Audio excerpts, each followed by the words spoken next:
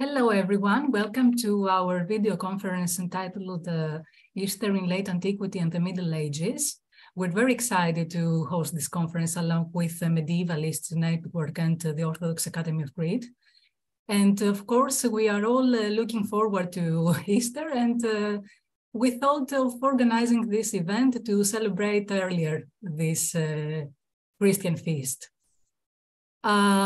Before I continue with my greeting, I would like to invite Professor Zorbas to tell us his own greeting. Mr. Zorbas, can you hear us? No, I think it's better to give the opportunity to our friends, and in the end I say something. Okay. From the medievalist. Okay, Peter, would you like to say something? Your microphone is closed. Yeah, sure. Thank you so much. And Medievalist.net, we're really happy to be a part of this conference. It's the first one we've ever officially supported. So thank you so much to Journal After Constantine and the Orthodox Academy of Greece. So all I want to kind of say is, like, I think the idea behind this conference is to look at an event that would have been very important to people in antiquity and the Middle Ages. Easter, represents the highlight of the Christian year. And it's a really good idea for historians to focus on that and see how it affected people's lives day to day and over a millennia of history. So I'm really happy to hear these these nine papers, and I'm excited. And again, thank you so much to everyone here that's here on Zoom or on YouTube. That's great. Thank you, Peter. And Mr. Zorbas, would you like to say something? Yes. I like also to thanks and to welcome all the participants in this conference. I can say that the last years, the Orthodox Academy of Crete as research center with the help of Zoe Tsiami, try to discover this very important period of the late antiquity. And I think this is a very important pillar for our research center, the early Christianity, with the cooperation of Mrs. Tsiami. Wishes and thanks also for our Bishop of Kissamos and Ceylon, who is the president of the Orthodox Academy of Crete, and especially to the speakers who tried to discover the subject for this conference with the theme Easter in Late Antiquity and the Middle Ages. As you know, of course, you can find many informations in our site. The Academy is something specially, the Orthodox Academy of Crete is something especially in the Orthodox level, but also in the Christianity.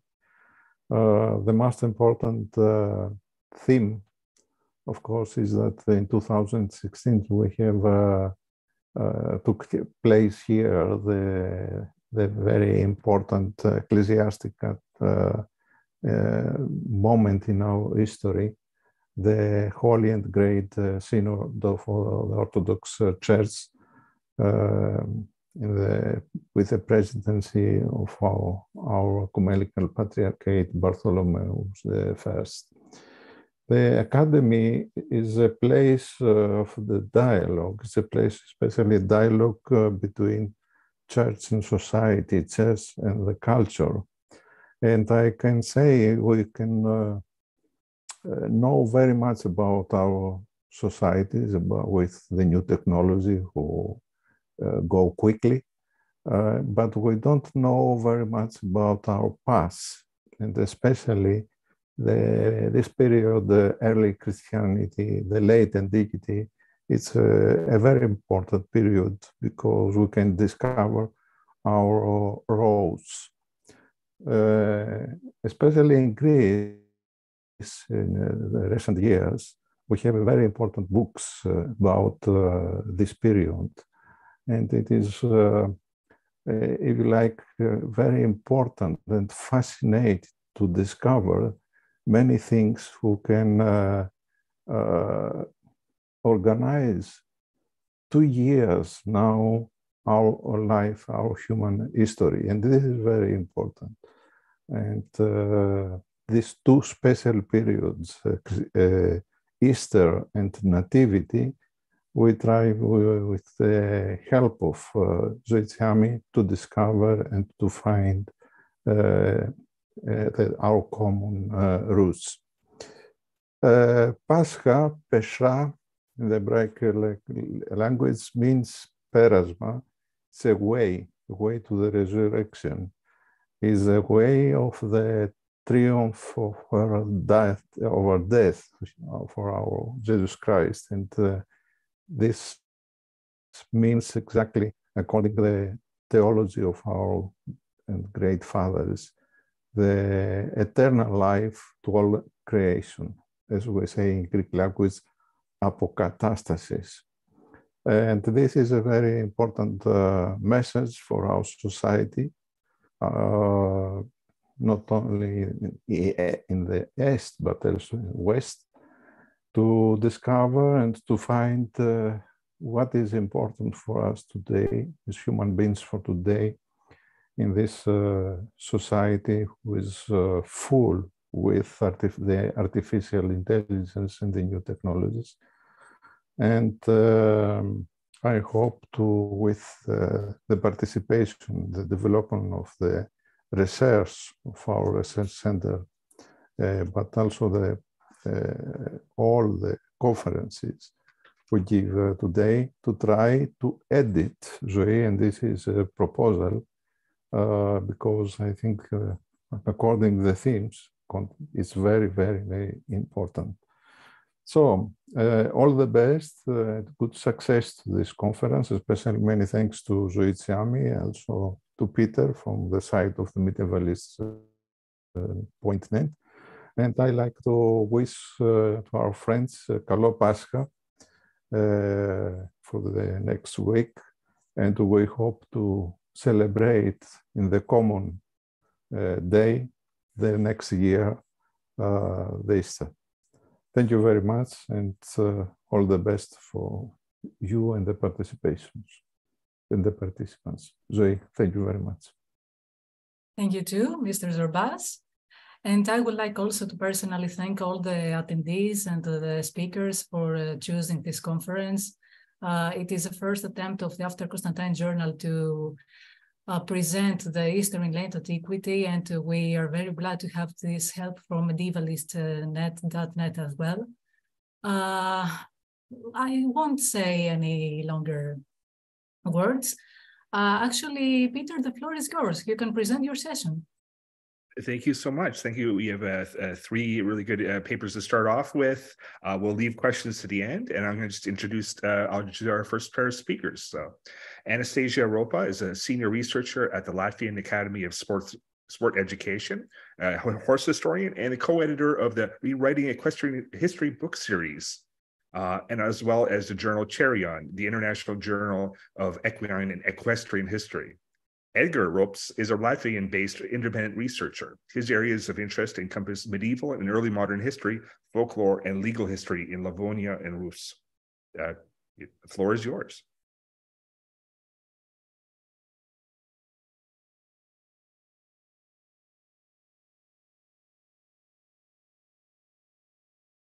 Do we have a problem with the connection? Yes. Yeah. Oh, great.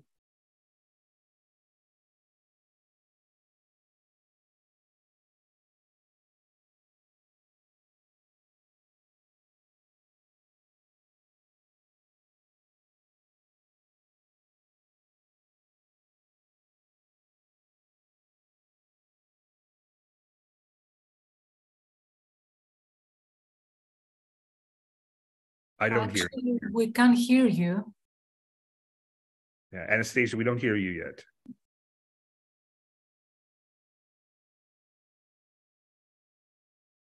Maybe try to mute and unmute your microphone.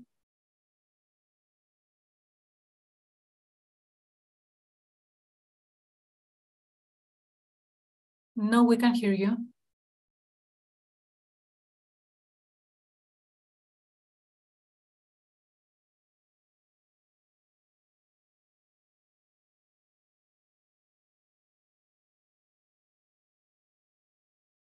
Okay, so we have to wait a little bit.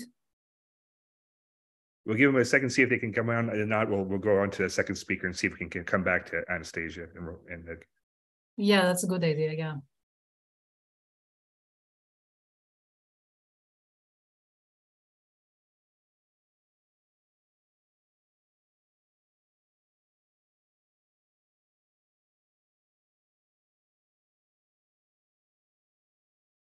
Okay, let's go Edgar, okay? Or Adrian, I mean.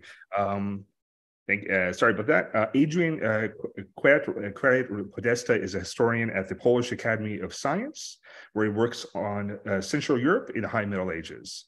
Adrian? Good afternoon. Thank you very much for the presentation. Thank you very much to the organizers for accepting my paper. So I would like to try to share my screen.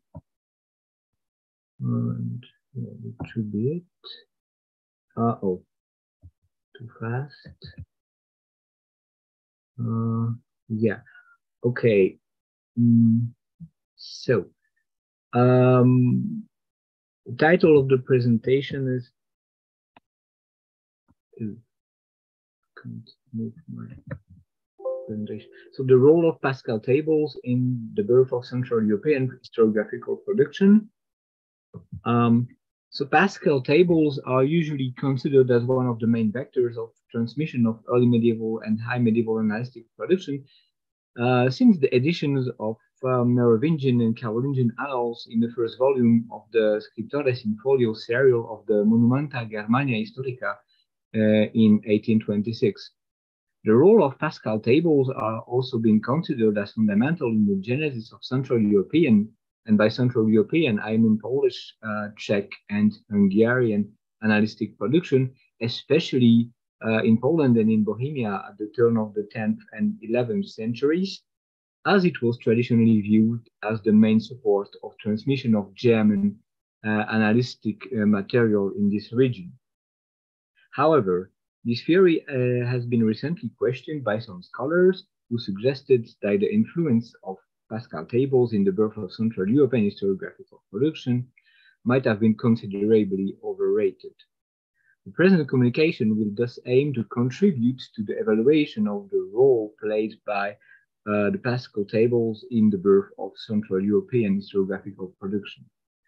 So this evaluation is of course very complicated to assess, because the main problem in this examination of the role played by the Pascal tables in the birth of Central European historiographical production is the lack of direct sources. We don't have the oldest annalistic works produced in this region.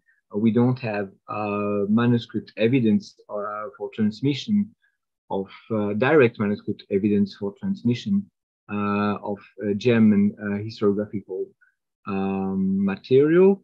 So we have to work on comparative analysis of extant sources, later sources from usually 12th, 13th centuries, sometimes even later sources. So the results that we can obtain through this comparative analysis are, of course, in some measure hypothetical. So this is why the present paper has, of course, also a rather, I would say, hypothetical dimension. So it's like it's his rather a contribution to the discussion. So to try to present the historiographical German material used in the oldest Central European historiographical production, that is until the middle of the 12th century. If you look at Bohemia, we have first an excerpt of about 15 notes from the Annals of Korwei, which was also later used in Poland and in Magdeburg. We have an annalistic compilation belonging to the groups of the Lost Annals of Ersfeld, today's Bad Ersfeld in Germany, actually close to the so-called Annals of Hildesheim and the Annals of Quedlinburg. We have also the influence of Reginald of Prum's Chronicle and its continuation, also Chronicon Universale from Fruthof of Michelberg, and later continued by Eckehard of Aura. In Poland, we can see the same excerpt of 15 notes from Corvinian sources.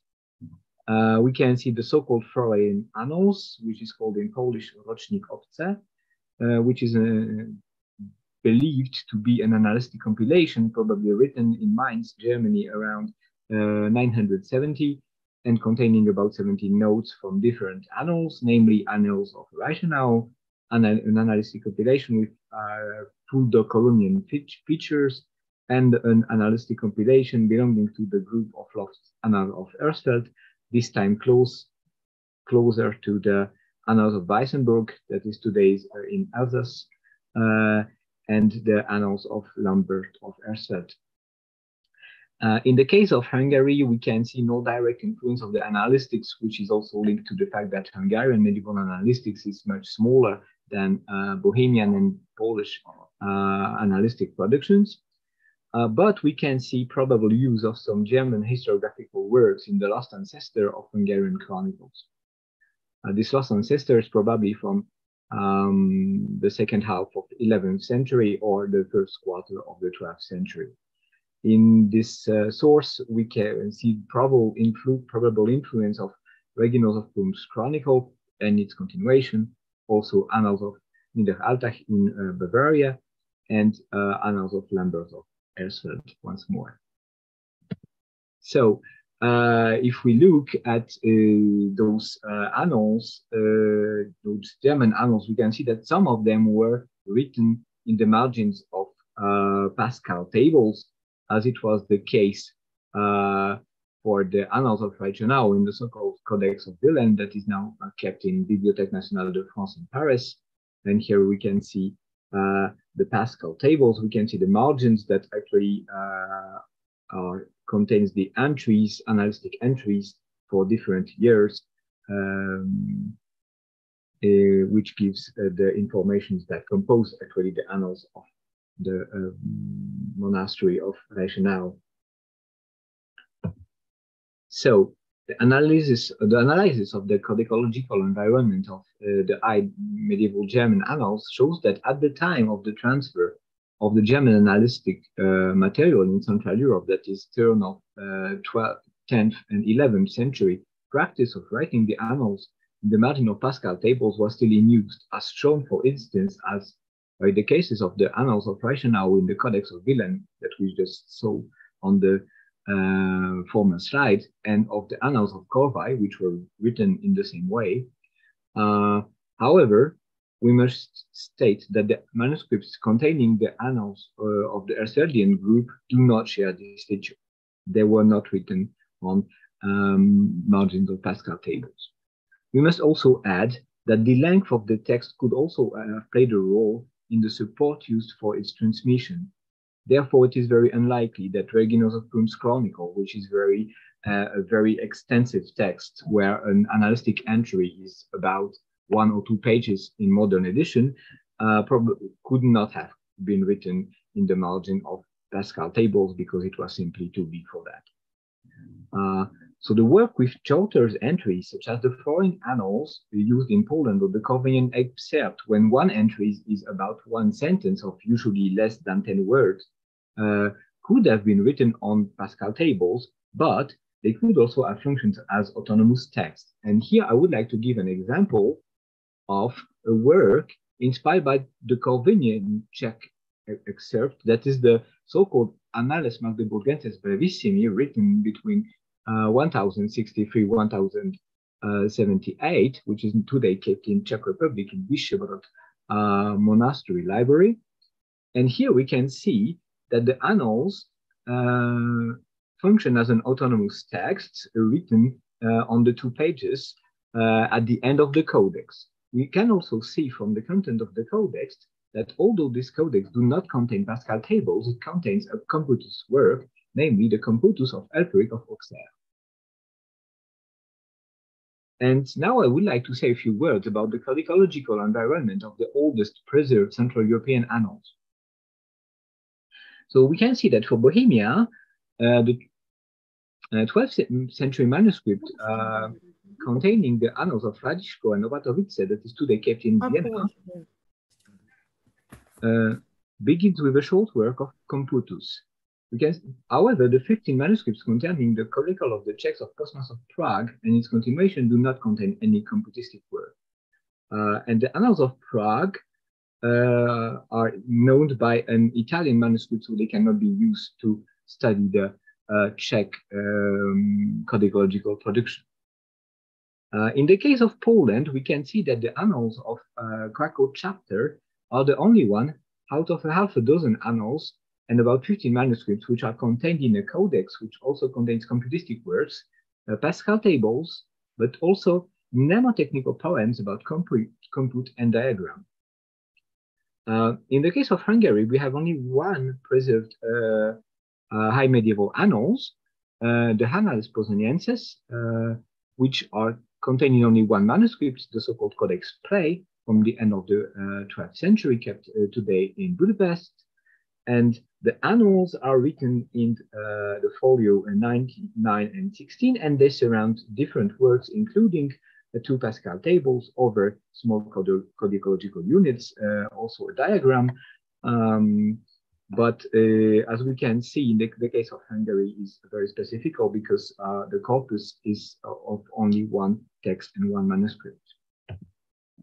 So the analysis of the codicological environment of the oldest preserved Central European annals shows that only a few of them were written in manuscripts containing computistic works. It also shows that none of them were written in the margin of Pascal tables. And to conclude, the potential roles of Pascal tables as a vector of transmissions of the German historiographical material is limited to a small part of this material, mostly the Freud annals used in Poland and the Corvian excerpt, which they had mainly influence on one historiographical tradition, that is the Polish one, although the Corvian excerpt played also a role in the development of Czech analytics. The analysis of German and Central European manuscripts containing annals also shows that although the practice of recording events in the margin of Pascal tables was still in use at the period of transfer of German historiographical material in Central Europe, the link between analytics and computistics is significantly weaker for the oldest European preserved central annals. One may wonder if this change occurred in Central Europe, or if it already happened in Germany before the transfer of the analytic material. However, the lack of evidence does not enable us to answer to this question. The transfer of the analytic material through Pascal tables remained possible, especially as the first 2 bishops of Poznań, so the first Polish bishopric, as well as the first and third bishop of Prague, are also identified as possible author of the transfer of this analytic material. It seems plausible that those bishops would have brought liturgical manuscripts, which could have contained Pascal tables with analytic notes written on their margins, to their dioceses.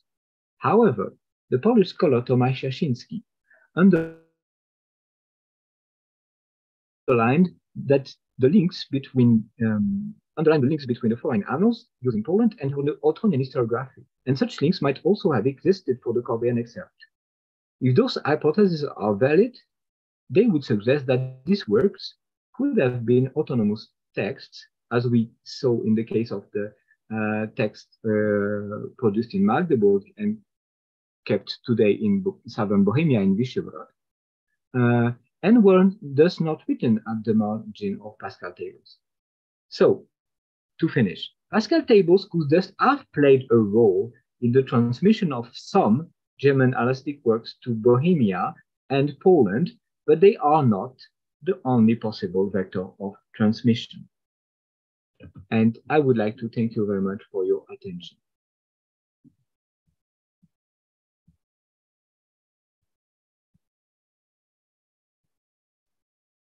Thank you so much. And now we'll go back to Anastasia and Edgar, if you'd like to see if everything's working. Let's see. Can you hear us now? Yes, we... Oh, great. So I'm going to share screen again. And let's go back to the first slide and start again. We feel very honored to be invited to speak, and we are going to speak not about the Easter itself, but about the period which arguably is even more important than Easter, at least in the opinion of certain theologians, and it's the Lent period. Let's start with a quote by St. John of the Ladder, and I'm going to explain later on why St. John of the Ladder, who lived in the 6th century, is important and influential for our subject. So that's what he says in chapter 14 of the Ladder. Do not deceive yourself. You cannot liberate yourself from the Pharaoh of thoughts or see the celestial Easter unless you partake of a bitter drug and unleavened bread at all times. The bitter drug is the effort and acceptance of fasting, and the unleavened bread is humble wisdom. Let you breathe with the following words of the psalm. When demons accosted me, I dressed in rags and humbled my soul with the fast, and the prayer returned into my soul.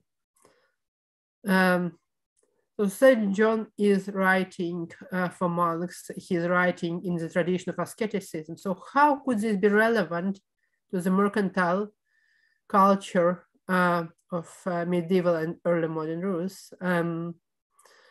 So in this presentation, we are going to look at a number of literary sources. First, Afanasi Nikitin's travelogue, then the Domostroi, a miscellaneous treatise from the 16th century, which is based on earlier sources, and then an episode from the 16th century, which features Ivan the Terrible and eating raw meat. So let's start with Afanasi Nikitin's journey over the 3 seas. So Afanasi Nikitin was a merchant who made a journey through India to sell some goods, including a stallion, and he completed the journey successfully, relatively successfully. At least he was able to return. And that's what he writes at the end of the treatise, after all the description of the foreign land he has visited. He writes penitently, I do not know the great Christian day, but I fasted with the Muslims during their fast, and I broke my fast with them. He concludes that he has lost his soul through fasting in the wrong way, through not keeping Easter, through not keeping Christian holidays. So here is a page from one of them codices with the words underlined.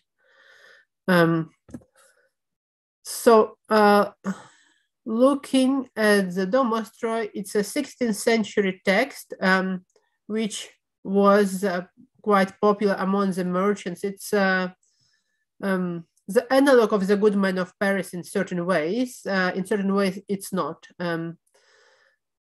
So it's actually its prominence is somewhat underrated because its analogs, which are more concerned with religious life, were come up early on in medieval Rus, and they were widely popular. So the measure of virtue, the golden chain, Smaragdus, these are the manuscripts which discuss how to attain salvation for lay people as well. And this text went into the Domostroi, which is a compilation, 16th century compilation. But the Domostroi does more than compile, put together all kinds of soul-saving advice. What it does, it also provides lots of practical advice on how to keep your household. And that's why it was identified as a mercantile text, because the advice it provides, it would be relevant for merchants. It doesn't mention military service, which would be important and unavoidable for the nobility. But it clearly refers to very affluent households. And for our purposes today, one of the chapters, this is chapter 65, in one of the redactions, it provides very, very detailed rules on what to eat during different seasons of the year. And of course, Lent is there. Well, if you think that Lent is this dreary period where you can do nothing, eat nothing, and so on, and just how can you endure this, you should definitely read Domostroy. And it reads like an advertisement for gluttony, basically. I've put this full quote on the handout, but here is a part of it. It starts, during Lent, people put these dishes on the table. The little loaves used during a fast, pressed caviar gleaned from sturgeon during the autumn, fresh caviar from sturgeon and sterlet, liver of pigs passed with salmon and salmon. Oh, should be saffron, sorry. And so on and so forth. And only at the end you have so vegan dishes like onion tarts, fritters, pies stuffed with poppy seeds, sweet jellies, and unleavened bread. This is quite interesting and would be surprising for any practicing Russian Orthodox today, because currently in the Russian Orthodox Church, fish is only allowed on 2 days during Lent, and one of them is Palm Sunday. And the other is the Annunciation. Well, in the Middle Ages and early modern period, caviar was not a luxury meal. In some regions of the Russian Empire in the 17th century, caviar was food for dogs. So surprise, surprise. But apart from caviar, which could be equated like with lower status food and thus suitable for Lent period of abstinence, there are lots of references to fish, and this is quite striking. There is actually another redaction of Domostroy, which has fewer fish dishes, like 1 or 2 of them, also lots of caviar, more vegan dishes, but still there is fish. There has been suggestion that either these fish dishes are meant for those 2 days during Lent when you could eat fish, or it could have been the influence of like this dreary and destructive influence of Catholic Christianity and the merchants who obviously did business with other regions. And Domostroy has links to Novgorod, and Novgorod merchants were active in the Hanseatic Union. So basically, they could have been influenced by the Catholic tradition, where fish was accepted during Lent. The other suggestion, which is a blending of the two, is that fish could have been consumed only during weekends, and that's what the other redaction says. On Saturdays and Sundays, you eat these caviar and fish dishes. But even without caviar and fish dishes, the variety and richness of foods is very impressive. So, and now Edgar is going to talk about the 16th century. Yes. The other tale which has some connection to the season of Lent and is widely known even today is the tale of Saint Nicholas of Pskov and his confrontation with Ivan the Terrible. Well, Lent being in spring, despite being a designated period for pious meditations and prayer, was also a beginning of a military campaign season, with roads drying and armies being able to move. And thus, Ivan the Terrible, pious as he was, but also very warlike, on 19th March 1570, entered the recently subdued rebellious city of Pskov. There was no fighting. The inhabitants of the city opened the gates, but they had their reasons to fear the worst, because previously Ivan had subdued their neighbors in Novgorod with fire and blood, and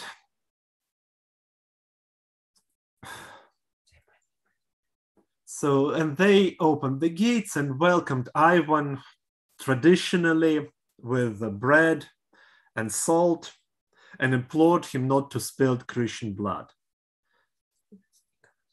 And then Saint Nicholas, Fool for Christ, or Yurodivy, the mad saint, a popular kind of sanctity in that period, confronted Ivan and brought him the piece of raw meat, saying, "Little Ivan, Ivashka," which is obviously meant as an insult to a monarch, "eat this."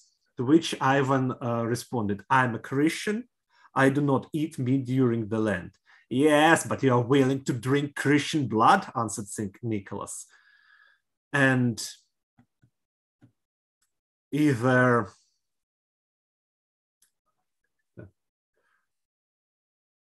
terrified or repentant, Ivan spared the city. There are several versions of this tale, ranging from Vita of St. Nicholas to memoirs of Ivan's foreign French and German officers. They may mention the confrontation, but they do not mention the meat. They're saying that the same day Ivan's warhorse died, and that terrified the Tsar. However, to the authors of the Vita of St. Nicholas, it would seem the idea of observing Lent was the marker of piety, and that made this confrontation very illustrative. Yes, so I'll finish. And as Edgar said, Ivan spared Novgorod, Pskov, yes. But he actually continued campaigning during Lent, and reading the history of Livonia, we see that he entered Livonia, attacked Livonia numerous times during Lent. Obviously, it was a very convenient season. So, to bring it to conclusion, of course, Lent was singularly important in Orthodox rules, both for merchants and for the nobility. And its religious implications were particularly important in the Damastra. The spiritual value of Lent is mentioned in the first chapters, but the practical side is not to be neglected. And last night we actually tried one of the dishes from Damastra, a reconstructed recipe, and we can confirm that it's both filling and tasty. So the idea of Lent being a dreary season and a hard one needs to be somewhat mitigated. It definitely has its pleasures. Thank you for your attention. Thank you so much. That was wonderful. Our final speaker for this session is Najdada Gajewskaya, sorry for my pronunciation, and a researcher at the Christian Humanitarian Academy, where Najdada researches Christian asceticism. Thanks. Go ahead.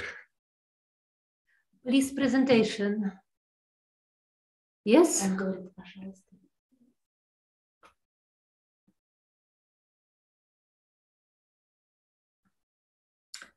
Нам надо включить презентацию, да? Он включает.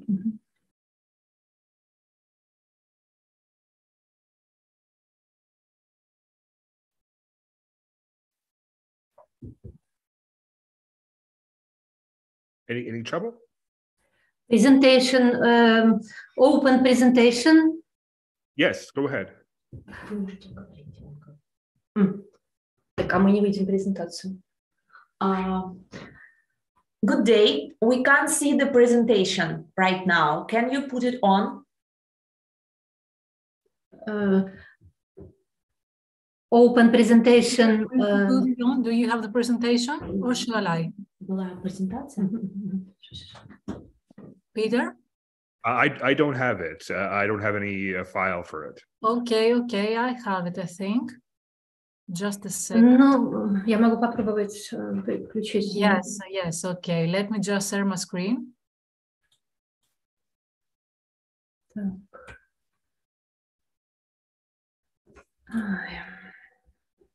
Okay, can you see it? Yes, thank you. I thank the organizers of the conference for the opportunity to present our research on the culture of Christians of the North. Reflections on Easter are very relevant today, and the saint of the Middle Ages. It gives us all hope.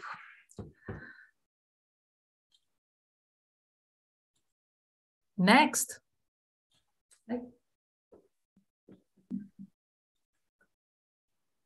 Yes, следующий. Next, yes.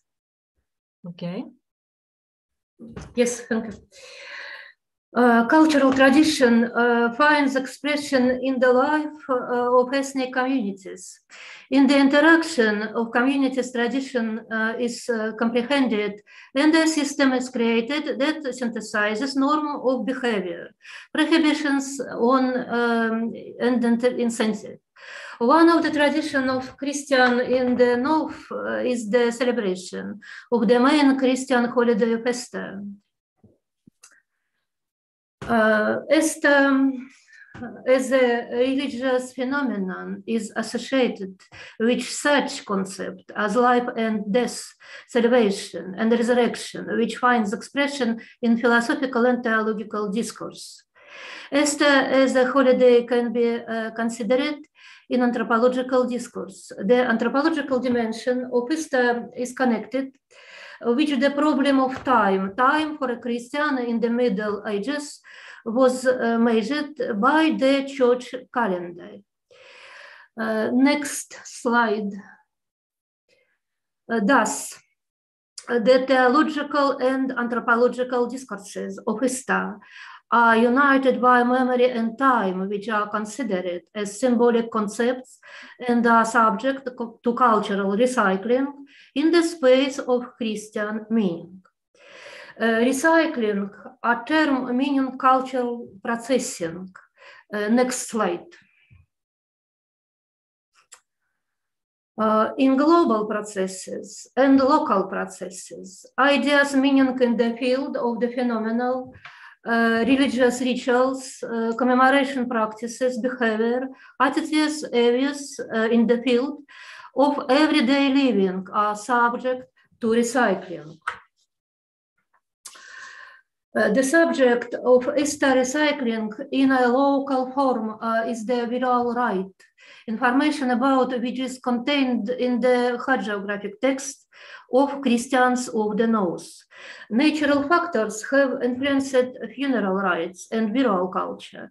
So the stable phraseology, water opens, is used to describe the search for wanderers and dashing people and highwaymen who died on the roads in winter frost, down it under the ice.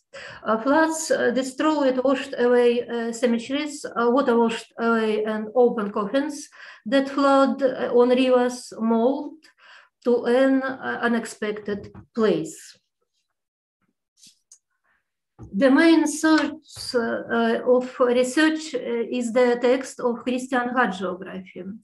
These are the lives of science and liturgical gymnography, cultural and anthropological recycling processes are reflected in the text, in the theme of life and death, in the hagiographic narrative.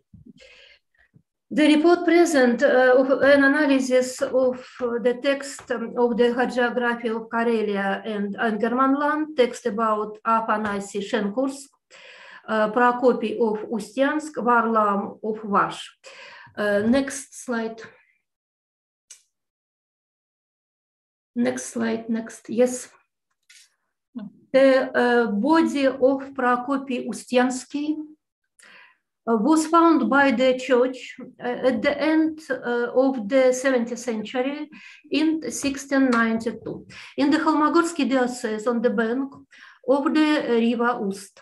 They saw an old coffin woven from willow twigs. In the coffin lay a body untouched by corruption, which its head bent to one side and its hands folded no according to custom and without a shroud.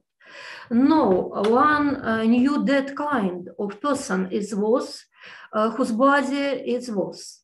The relics of the body relieved a miracle of healing. Residents built a chapel and put relics in it. It is necessary to recall the tradition of building chapels, which was called small house commemoration. Next slide, please. On this slide is a small house commemoration memorial Pominalnitsa. That stand is the forest of the Vashsky district today.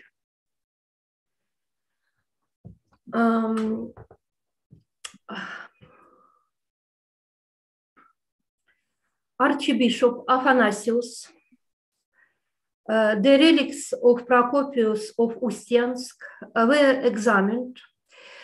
In the text of the testimony, we read he was middle-aged, dressed in short and trousers made of canvas. A church service was written and performed for Prokopy Ustiansky. A new church was built, but there was no canonization, glorification, only local memory is being performed. Next slide, please. Whole groups of hagiographic plots refers to the exists from the coffin during the spring flood. Thus the relics of Varlam Vashki were found. The motive of our coming, the water barrier, is present as the main one contributing to the appearance of the relics of the saints. The life of Varlam Vashki, Pinetsky, relates the life of the monk to the middle of the 15th century. The main source of information about Varlam was his life, written in 1589 by the hieromonk of the Antonian monastery, Ioan, at the request of the abbot of the monastery. The monk Varlam was born into a family of boyars, received the name Vasily. He received the title of Tsarsk Posadnik, governor of the province of the Vaga River, built a monastery. In 1456, Vasily took monastic house, which the name Varlam, and having lived in monasticism for 6 years, was buried near the monastery.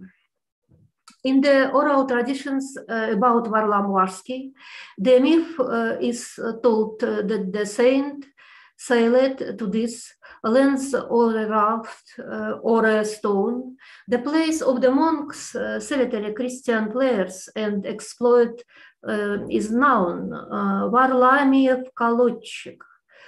Please, next slide.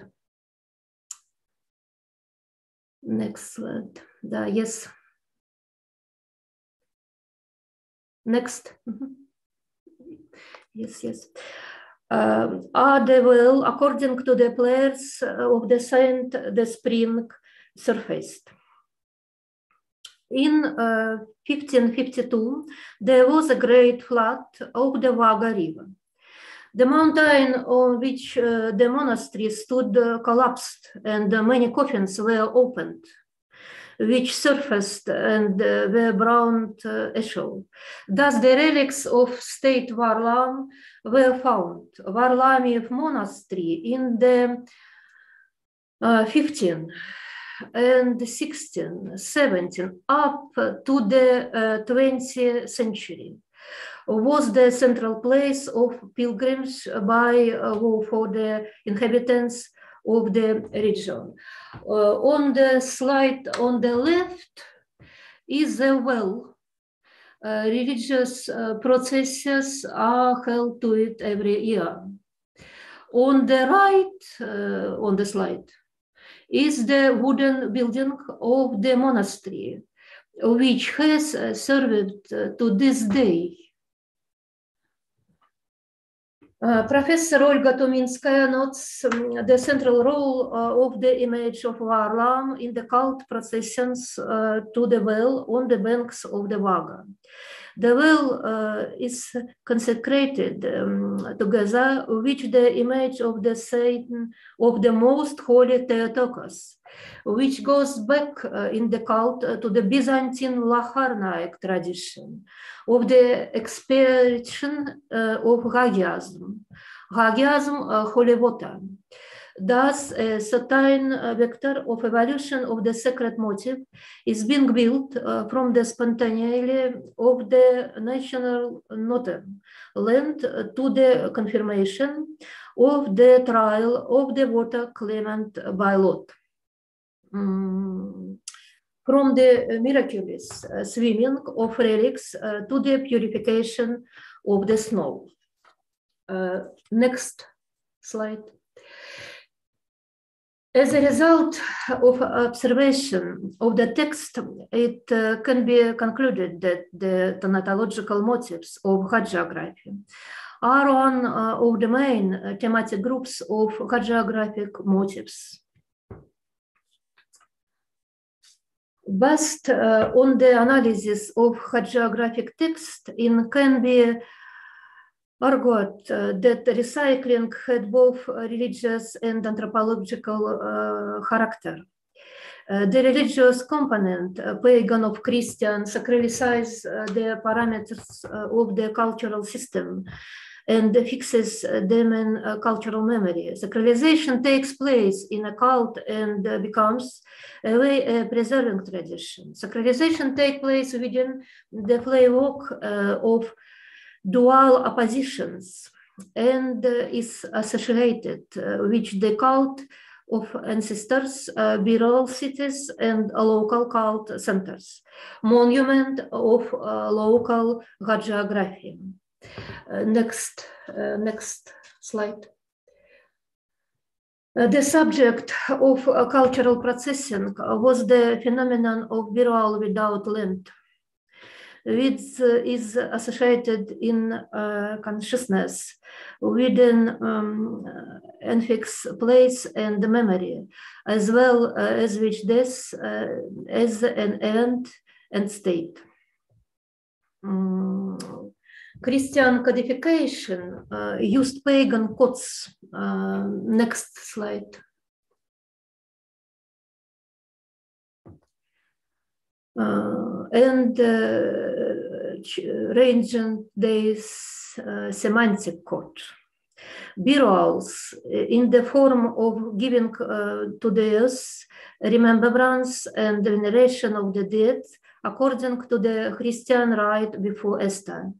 The burial of residents to the Christian tradition as protective and protective spirit and purposes of economic and spiritual development on the region. Modern research shows that there was a process of cultural recycling. The existential characteristic of the culture of the region changed. Thank you. Thank you. Yes. Thank you so much. So we're running kind of short on time, so maybe we'll just have a couple of questions. You can raise your hand in the chat, or put your message in the chat, or do the raise your hand function, and maybe we'll just have time for a couple of questions. Well, if people are thinking that, I have one for Anastasia and Edgar. Just first of all, wow, caviar being just a common snack is mind-boggling. So, but I was interested in the merchant Nikitin, and like, why does he say like he kind of forgets when Easter is? Can you repeat the... Well, first of all, because his voyage took so long, and he traveled for several years, and at some point he was also pressed to take on Islam, and he kind of claims he didn't take. He didn't convert to Islam, but even if he did, his account of the travels is also interspersed with Persian and Arabic words, which are not names of places and things. He just switches to, at times, he just switches to Persian, to Turkic, to Arabic. So here, at some point, he just got a bit assimilated. And yes, at some point, it is likely that he may have followed some Muslim rituals, because he speaks about being confined there and imprisoned and being forced to convert. And he says, no, I resisted, but maybe he did make some accommodations for his, so to say, hosts or prisoners. Yes. And besides, from purely practical point of view, when he's returning after, I think, 5 years. Yes. Or something in that area, he may have just as easily just lost count of the European calendar, and he just oriented himself according to the Muslim one. Yeah, and also because Easter, it's shifting date, so effectively he wouldn't know when Easter was. Nadesha, you have a question? Go ahead. Yes. Nicola Pskovsky, Salas, holiness. Yes and no.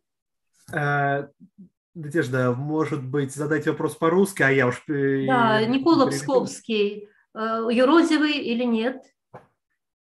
He is. Yes. Yes, he is. Russian Cultural Code. Можно ли сказать, что это представитель такого русского культурного кода? Yes, we can say that effectively Nicola Pskov is a representative of the Russian cultural code. And given the popularity of this form of sanctity in that period. Definitely. Cultural mechanism. Manifestation. Какой механизм вот этого юродского освоения культуры, по вашему мнению? Это манифестация, это конфликт, противоречие. Что это? Okay, so this is a bit deviating from the topic of Easter and Lent, but yes, effectively the fools of God, the Eurodive, they were kind of representing the world upside down and kind of making things which are illogical from the common sense point of view, but which have like deeper meaning in spiritual codes. Like one, don't remember exactly what his name was, but not Nicholas. It was in Novgorod. There were two Eurodives on the different banks of river. And at that point, there was a lot of civil strife between the Novgorod merchants. So one of them took a cabbage and walked on water across Volkhov River just to throw this cabbage at the other Eurodive. So how logical is this? Performing miracle, imitating Christ, just to chuck a head of cabbage into your presumed opponent. So yes, in the sense they were making, they were in the opposition to the accepted norms. They were pointing out by their illogical behavior, they were pointing out how illogical in truth is the behavior of normal people. Like nobility of Novgorod is willing to go to any length to undermine each other. And so they are just showing it. And also the same with Ivan the Terrible, that in every church they sing praises to him, how pious he is, how he's protector of everyone, and how exalted he is. And now this Eurodive comes with this piece of meat during Lent, calls him Ivashka, and well, it undermines the myth of the Tsar's piety. It undermines the myth of Tsar's piety, Tsar's special position. Modern question, holiness, manifestation, and kenosis. What questions? That's a good question, which probably merits a conference of its own. With that, I think. Thank you. Yeah, we probably should give everyone maybe a break of like 2 minutes. To go get a drink, check on kids, maybe. And then we can come back, and Zoe can come back to start session 2. Okay, let's take a 5-minute break, actually. Okay, and we'll be back in 5 minutes. Okay.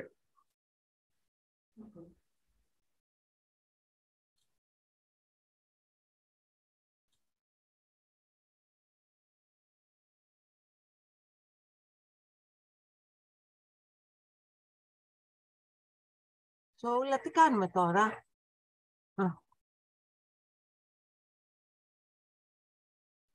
Είμαστε σε διάλειμμα, Ιωάννα, σε 5 λεπτά. Να σου πω, μετά μπαίνω εγώ ή είναι άλλος, δεν θυμάμαι. Όχι, εσύ είσαι. Κατάλαβα. Θα ανακαπνίσω με τη ώρα.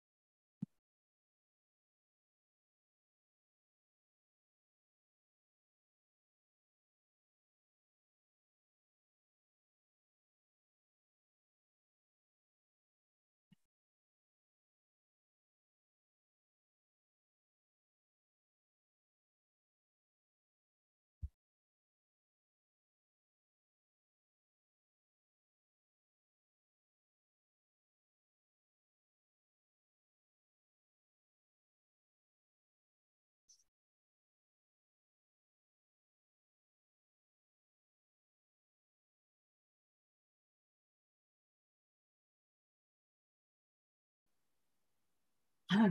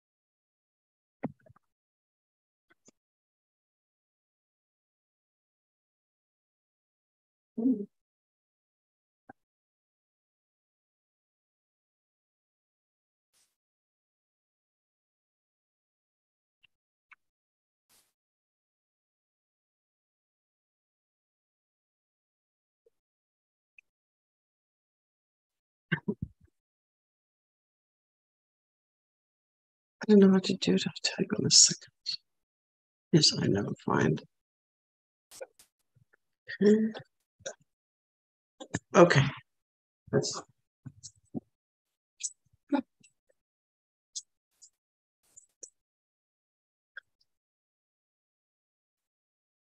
Just think, which one is which?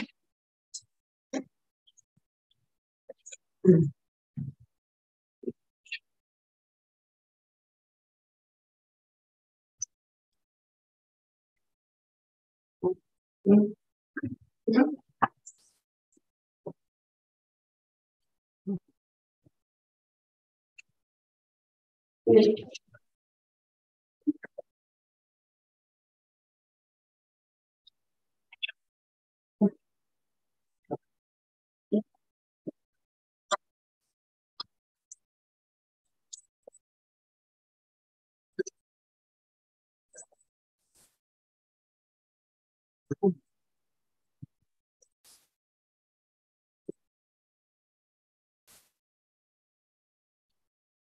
Kalma beneden Okay, okay.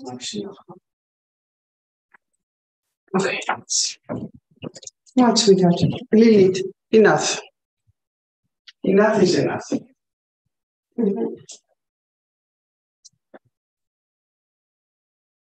Enough, sweetheart, enough. Okay, I'm going to have to ask you to all to mute your microphones.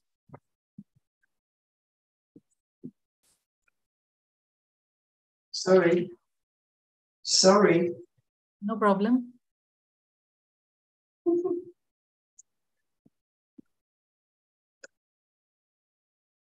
Just a second, sweetheart. Elite, enough. Never mind.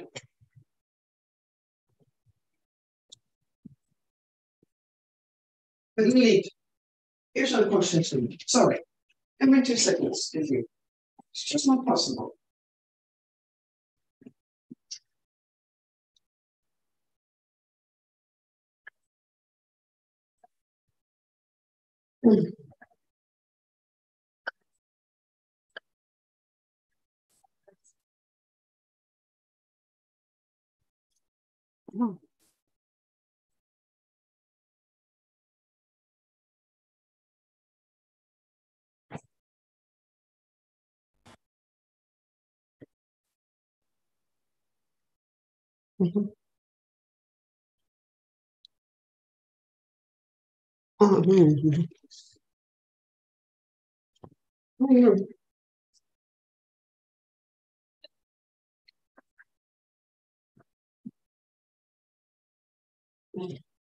Hagith, can you please close your microphone?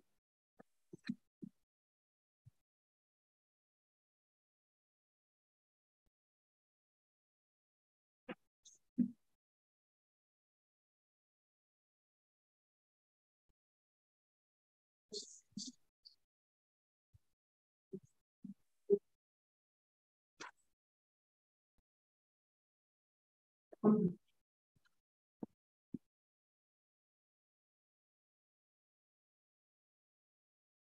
I think we're ready to move on to the next session.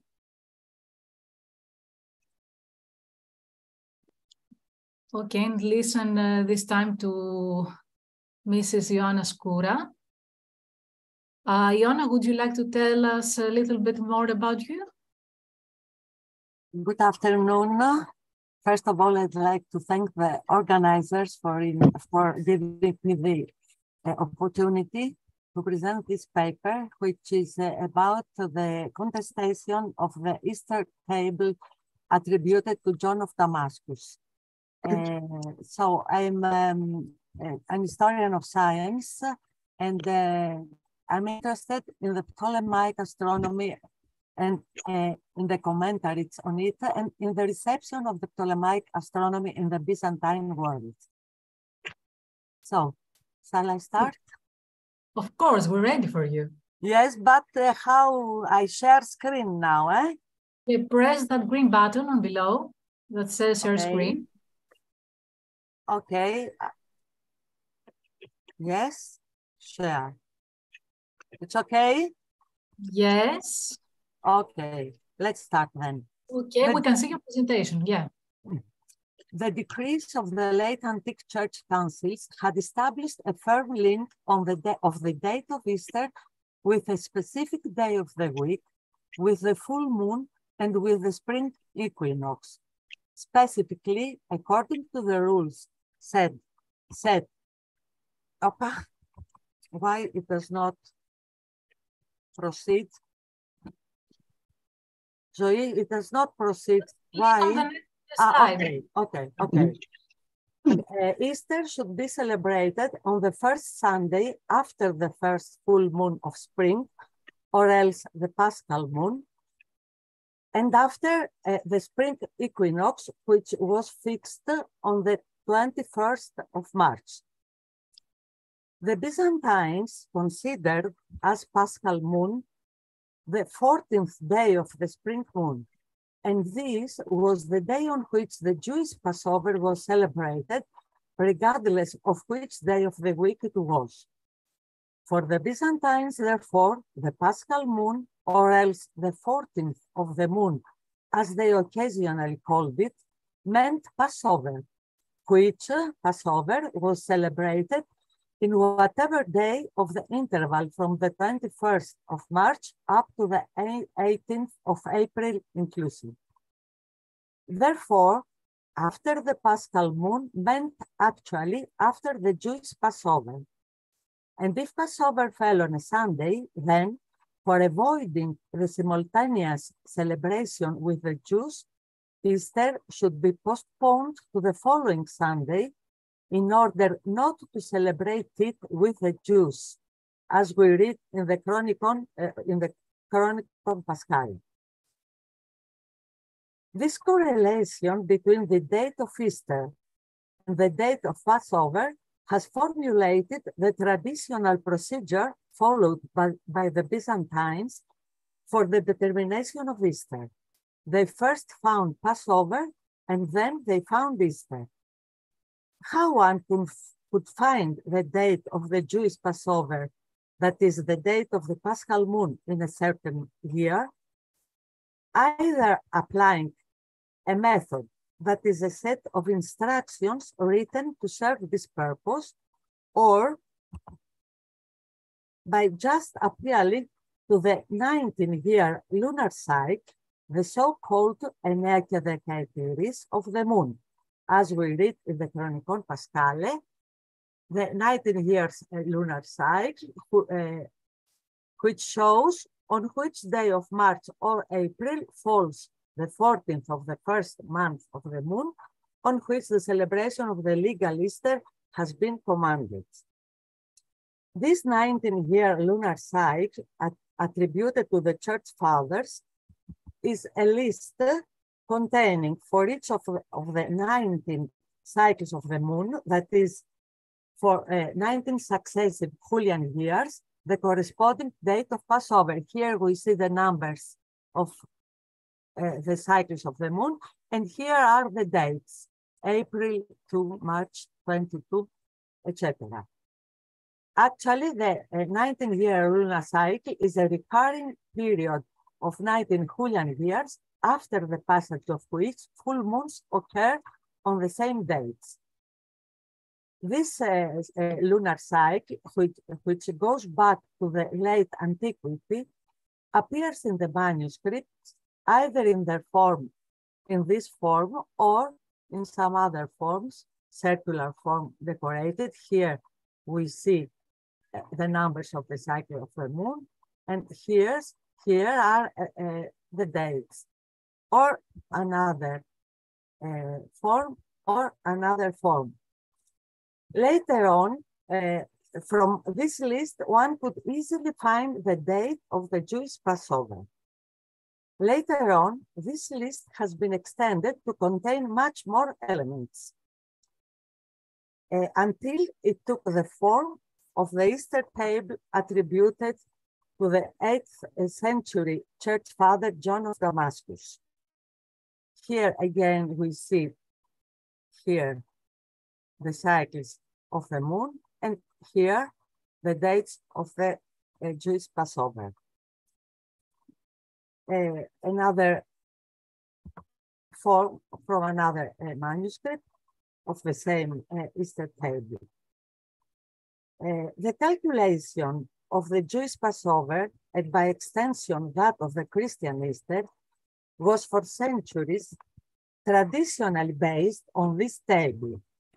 Now, the construction of the table had been made on the basis of certain data, which, from an astronomical point of view, had some flaws.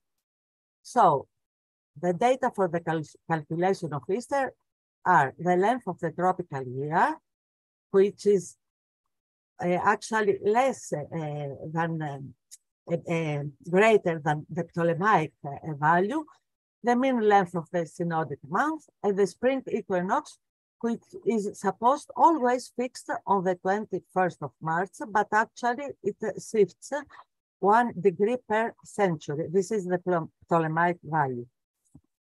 Consequently, the use of the table could result to a wrong date of the Paschal moon or of the Passover, and by extension again to a wrong date of Easter. Notwithstanding its deficiencies, the Damascene table was traditionally used by the Byzantines incontestably, and this despite the fact that they knew that it was incorrect.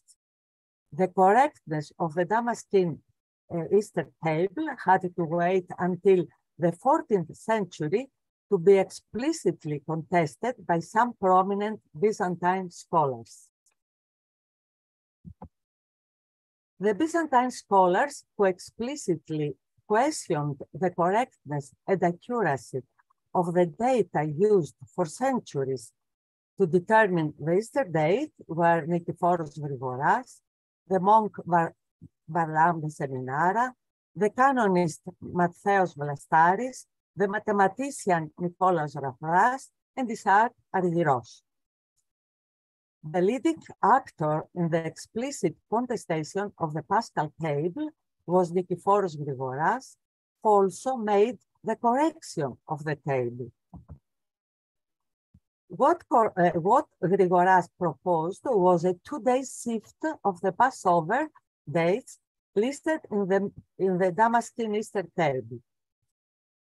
We see here, according to the Easter table for John of Damascus, at April 2 is the Passover. According to Grigoras, March 31. Grigoras presented to the Emperor Andronicus II Palaeologus his proposition for the correction of the Paschal table. The Emperor, although received benevolently Grigoras' proposition, did not decide to introduce it into practice and left the Easter table as it was. Coming now to the other scholars of the same period who involved In the criticism of the Easter table, we should note that despite the fact that they explicitly stated its deficiencies, they did not explicitly propose any correction of the table. For example, Varlam, in his treatise about the Apostles' canon for Easter, about the canon of the fathers of the church for the for Easter, after examining this issue in detail and after presenting the errors of the table, at last says that the Easter table does not need to be corrected. And of course, he explains for what reasons. In the same vein is the canonist Mattheos Vlastaris, who in his treatise incorporated in his Syntagma Katastοιχion, he has incorporated a work on Easter Computus. He also, after discussing all the errors presented in the table, at the end, he says that it is better not to make innovation. That is, let the Easter table be as it is now. The next Byzantine scholar who explicitly contests the dates listed in the Easter table of John of Damascus is Nicholas Ravdas. Ravdas, in a letter on Easter Computus addressed to an unknown priest, Dimitrios Myrsiniotis, calculates the date of Passover for the year 1342.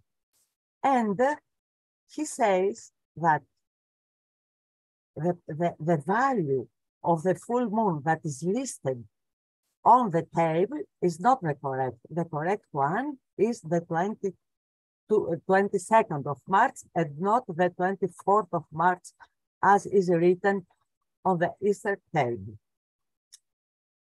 The last Byzantine scholar who dealt with the problem is Isaac Argyros, the pupil of Nikephoros Grigoras, in his treatise addressed to Andronicus Pineotis, in which he also examines and presents the errors found in the Easter table. And he also makes a long discussion of the corrected table by Grigoras. In Patrologia Greca, where it is edited Argyros treatise, after the end is also edited another treatise with the title, The Corrected by the Philosopher Nikephoros Grigoras Paschalion, with which Argyros in the above method dealt with. It refers to the treatise of Argyros on Easter Computus. Argyros also, while explicitly contests the correctness of the Paschal table, he does not explicitly express any view or does not make any proposition for its correction by the fear not to be considered heretical. Summarizing, we have seen that in the 14th century Byzantium, there is an explicit contestation of the correctness of the Easter table that was traditionally used by the Byzantines uncontestably. We have seen that there have been only one explicit proposition for the correction of this table by Nikephoros Grigoras. And we also saw that the proposition was not accepted. All the scholars, in their attempt to present the errors found in the table, of course, made some new astronomical research. So, as a concluding remark, we could say that the determination of the correct date of Easter sparked a new astronomical research in the 14th century Byzantium. Thank you for your attention. Thank you too, Joanna. That was very interesting. We learned a lot of stuff. You may stop sharing your screen now. Okay. How do could I do this? On the top of the screen, it says in a red mark, stop sharing. Okay, thank you, Zoe. Thank you. Great. Okay. So now let's move on to Professor Eka Chkoitsde. Eka, do you want to share a few things about you with us? Yes, thank you. My both degrees, MA and PhD, are earned from University of Ioannina in Greece, and I'm very proud of it. In Byzantine history, I finished my PhD in 2006, and since 2008, I hold the position of professor at University of Ilia here in the capital city of Georgia in Tbilisi. That's wonderful. So we're looking forward to hearing you. Oh, thank you. It's my turn to thank the organizers for this opportunity, and I'm very happy to be here. And thank you for organizing this very important and very interesting conference. So the title of my presentation is Easter in the 10th century Byzantium, according to the life of the Patriarch Euthymius. So I continue the previous, let's say, presentation. The life of Patriarch Euthymius, written by an anonymous author. Let me share, I have only handouts, not slideshow.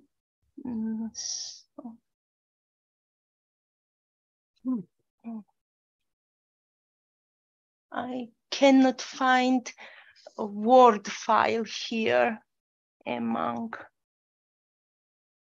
Can you share it, Zoe, please? Actually, I haven't received it. I sent it. Really? Yes, and you confirmed it.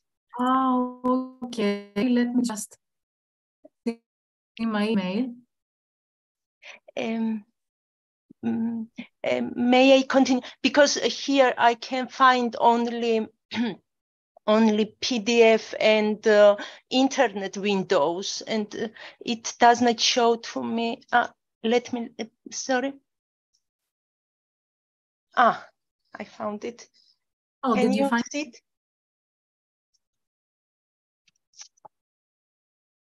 Sorry. Can you see it? Just give me a second. Yes, we can see it. Yeah. Okay. Okay, that's great. So yeah. you don't have to if find you need it. anything, yeah, just Yes. ask me.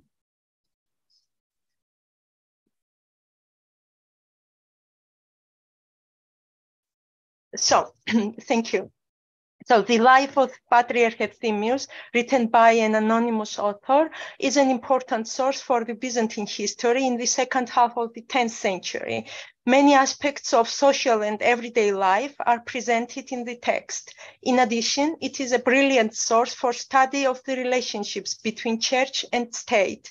It enables us to examine several issues of the Byzantine court as the text protagonist, Euthymius the first, Patriarch of Constantinople, who was on this throne for only 5 years, from 907 to 912, was a spiritual father of the Emperor Leon VI the Wise, Sophos, who reigned from 886 to 912, and had frequent communication with him personally and the court.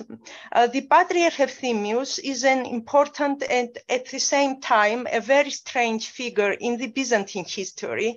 He is the only person who never was canonized as a saint, but a hagiographic text dedicated to him was written almost immediately after his death, which happened in 917. The text starts with the dramatic events, the last hunt with very interesting details of the emperor of Basil I, who was the father of Leo the Wise, the founder of the Macedonian dynasty. After this first chapter, all following parts are related to the reign of Leo. The narrative is extremely interesting, given that all facts are described through the eyes and prism of Euthymius, whom the anonymous author knew quite well. Before Euthymius became a patriarch, he was ordained as the syngelos of Stephanos the previous patriarch of Constantinople. Stephanos was brother of the emperor Leo, and he became a patriarch at his 19, as soon as his brother Leo became an emperor. Despite his ordination broke church rules about the age limit of clerical ordination, and Stephanos should be at least 33-year-old in order to become patriarch. He is canonized as a saint, and his celebration is set on May 18. The life of Euthymius narrative and all plot moves between the court and monastery and the court and the patriarchate. The text is rich in terms of dialogues and full of epistles, as they were accessible to the author.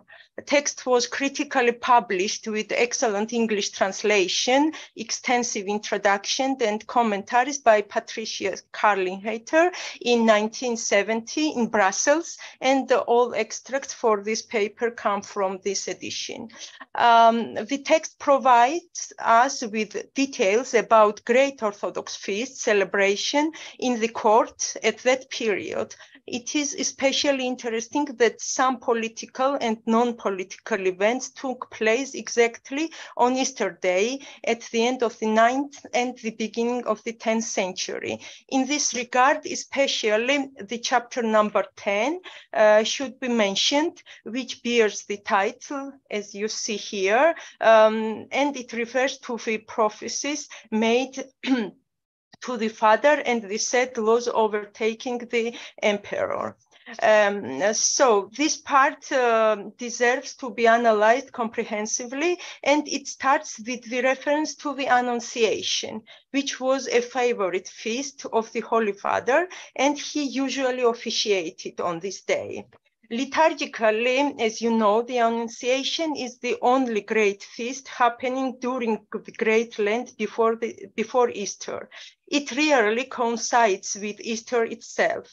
On bright-robed and radiant feast of Annunciation, as starts these extracts I'm referring to, the father had with him two ascets. One was named Arcadius and another one Epiphanius. In this meeting, some other reliable fathers also were there.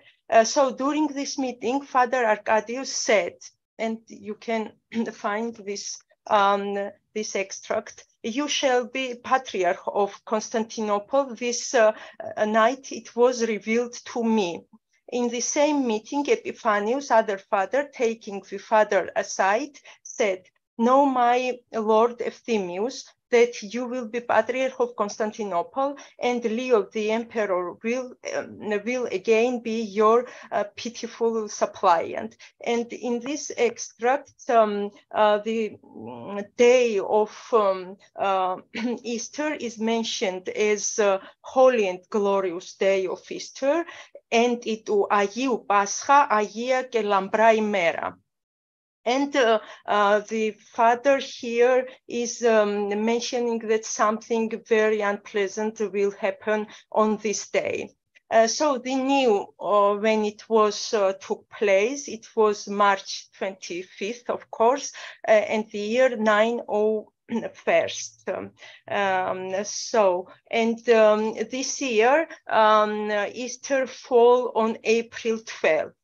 But meanwhile, of course, it is interesting what happened on this Easter. But meanwhile, on Palm Sunday, and in the text it is mentioned as Via Pandisis, Father Euthymius was summoned once and twice, not only from the emperor, but from the patriarch too, who was Nikolaos Mystikos at that year. And he refused, stating that poor state of his health made it impossible. And the emperor got much engaged and sent to him a compeer to reproach him. So the father revealed to him the great and unconsolable misfortune that was about to overtake him. And here, let me scroll it for you. Here is the second extract.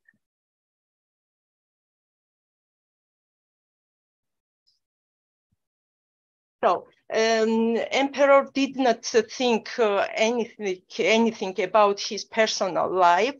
He was expected something unpleasant in terms of political events. And here the day of the resurrection is mentioned as Day of Days, the most important day, the holy day of Easter. And the original text is the Kyrias ton imeron της Αγίας Αναστάσεως. And this day arrived, and the emperor's wife, Evdokia Vaiani, expired in the pains of childbirth, a pitiable spectacle in the inconceivable grief of the emperor, to whom she had been married 1 year. So the Senate spent this joyful and glorious holiday, Charmosini and Lambra imera, as a day of mourning, condoling with the emperor. The same day, the emperor contacted Euthymius, saying, and he described his grief, and he wanted to bury the empress mourning.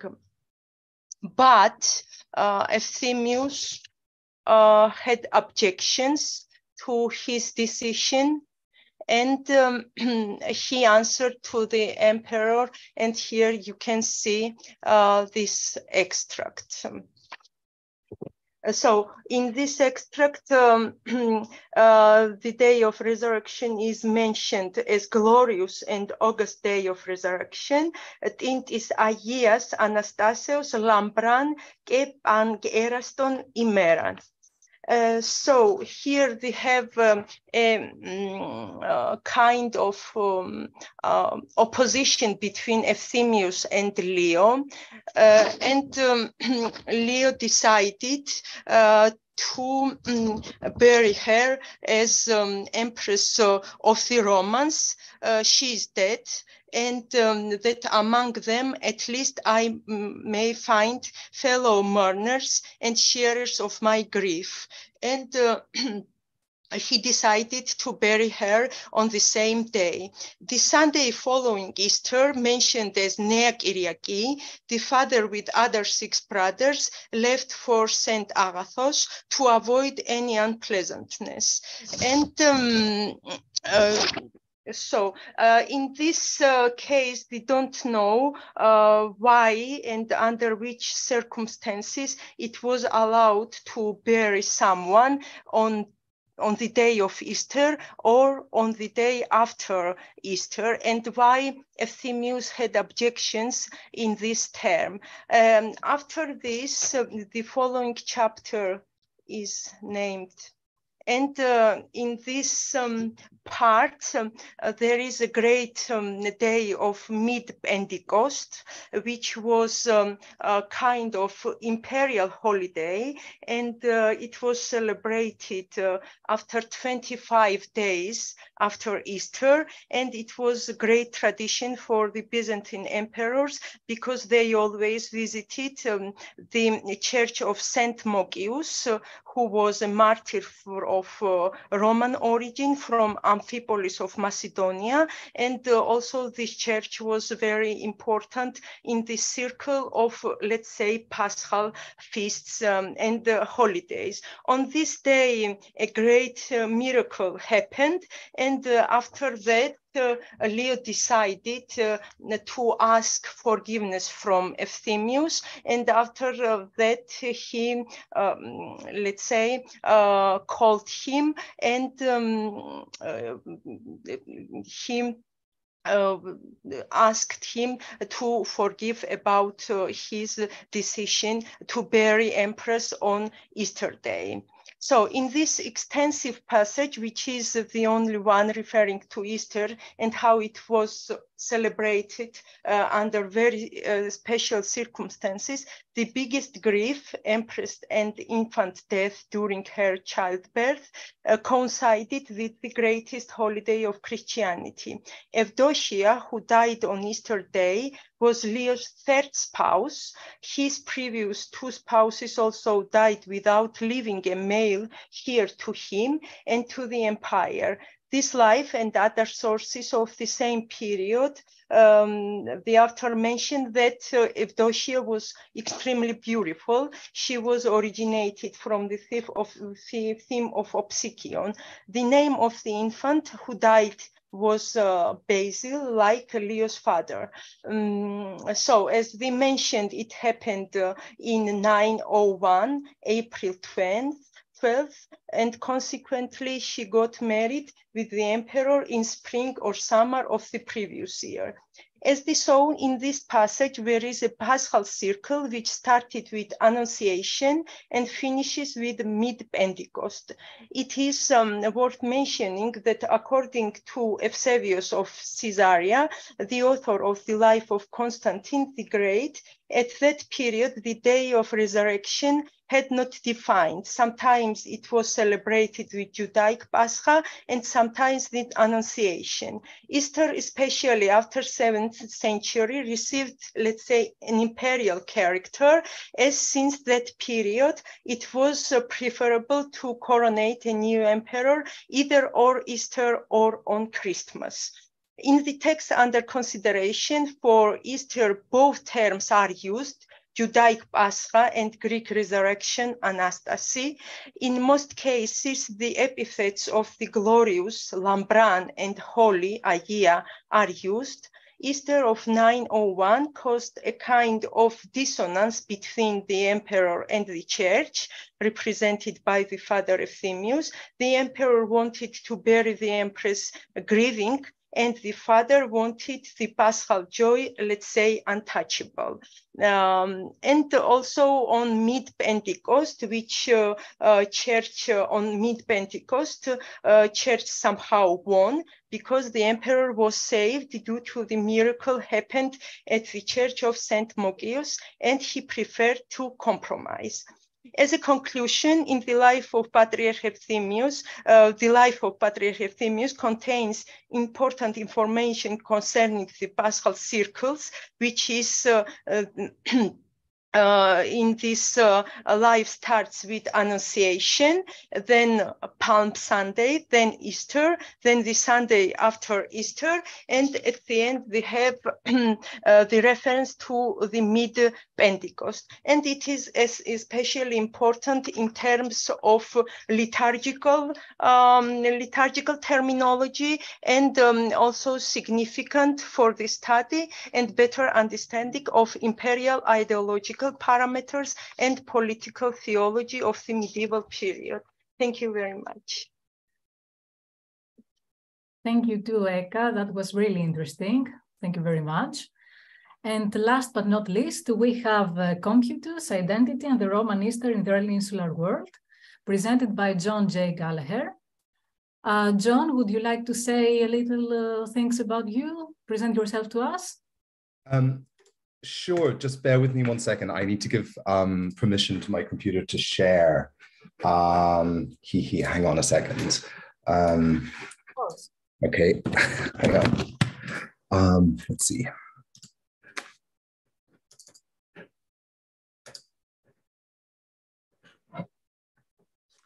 I'm having a little bit of trouble sharing my screen. Perhaps maybe I can just put the slides into the chat. You can send them and I will open them. I think they're sending now, just 1 second. Yeah, I just sent them into the chat, I think. Yeah. Yeah, I can tell you when. Sorry, I can't seem to give the permission that it's required. Well, first of all, just to thank Zoe, Sami, and Dr. Zorbas for hosting the conference and for the hospitality and support of the Orthodox Academy of Crete. I'm currently a lecturer at the University of St Andrews in Scotland. I completed a PhD on early medieval biblical exegesis and textual criticism in the early medieval period. And following my doctorate, I was a researcher in Dublin, as well as the University of Oxford, where I worked on the history of science, calendars, and computus. So the paper today is really kind of growing out of some of this work around the history of the calendar in the early Middle Ages. So I suppose just to open up the first slides, can you guys see the slides at the moment? No, we can't, but I can share my screen and show them. Yeah, I sent them into the chat. Yeah, let me just share my screen and for the audience also to see them. Okay. Okay. Great. So just the first slide here. So nothing divided early medieval Christians more than the date of Easter. The practice of computus refers, in a general sense, to procedures within the field of pre-modern calendrical science.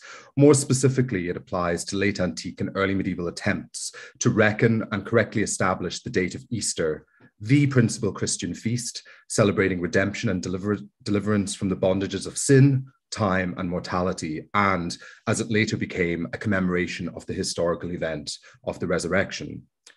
Time has always been a matter of identity and contention in early, late antique, and medieval Christianity. No single universalized system existed for regulating and ordering dates. So we'll come on to the second slide. For example, before the Venerable Bede, an 8th century English monk, and Dotor Ecclesiae Universalis, before Bede popularized the calendar era Annus Domini of the Scythian monk Dionysius Exiguus, various different systems coexisted and competed. Chronology at large had problems, but at the granular level, Easter was even more problematic. Divergences resulted from the difficulties of integrating the lunar and solar years, what we call the lunisolar calendar, and accounting for their differences, as well as the range of days in a lunar month when Easter might fall.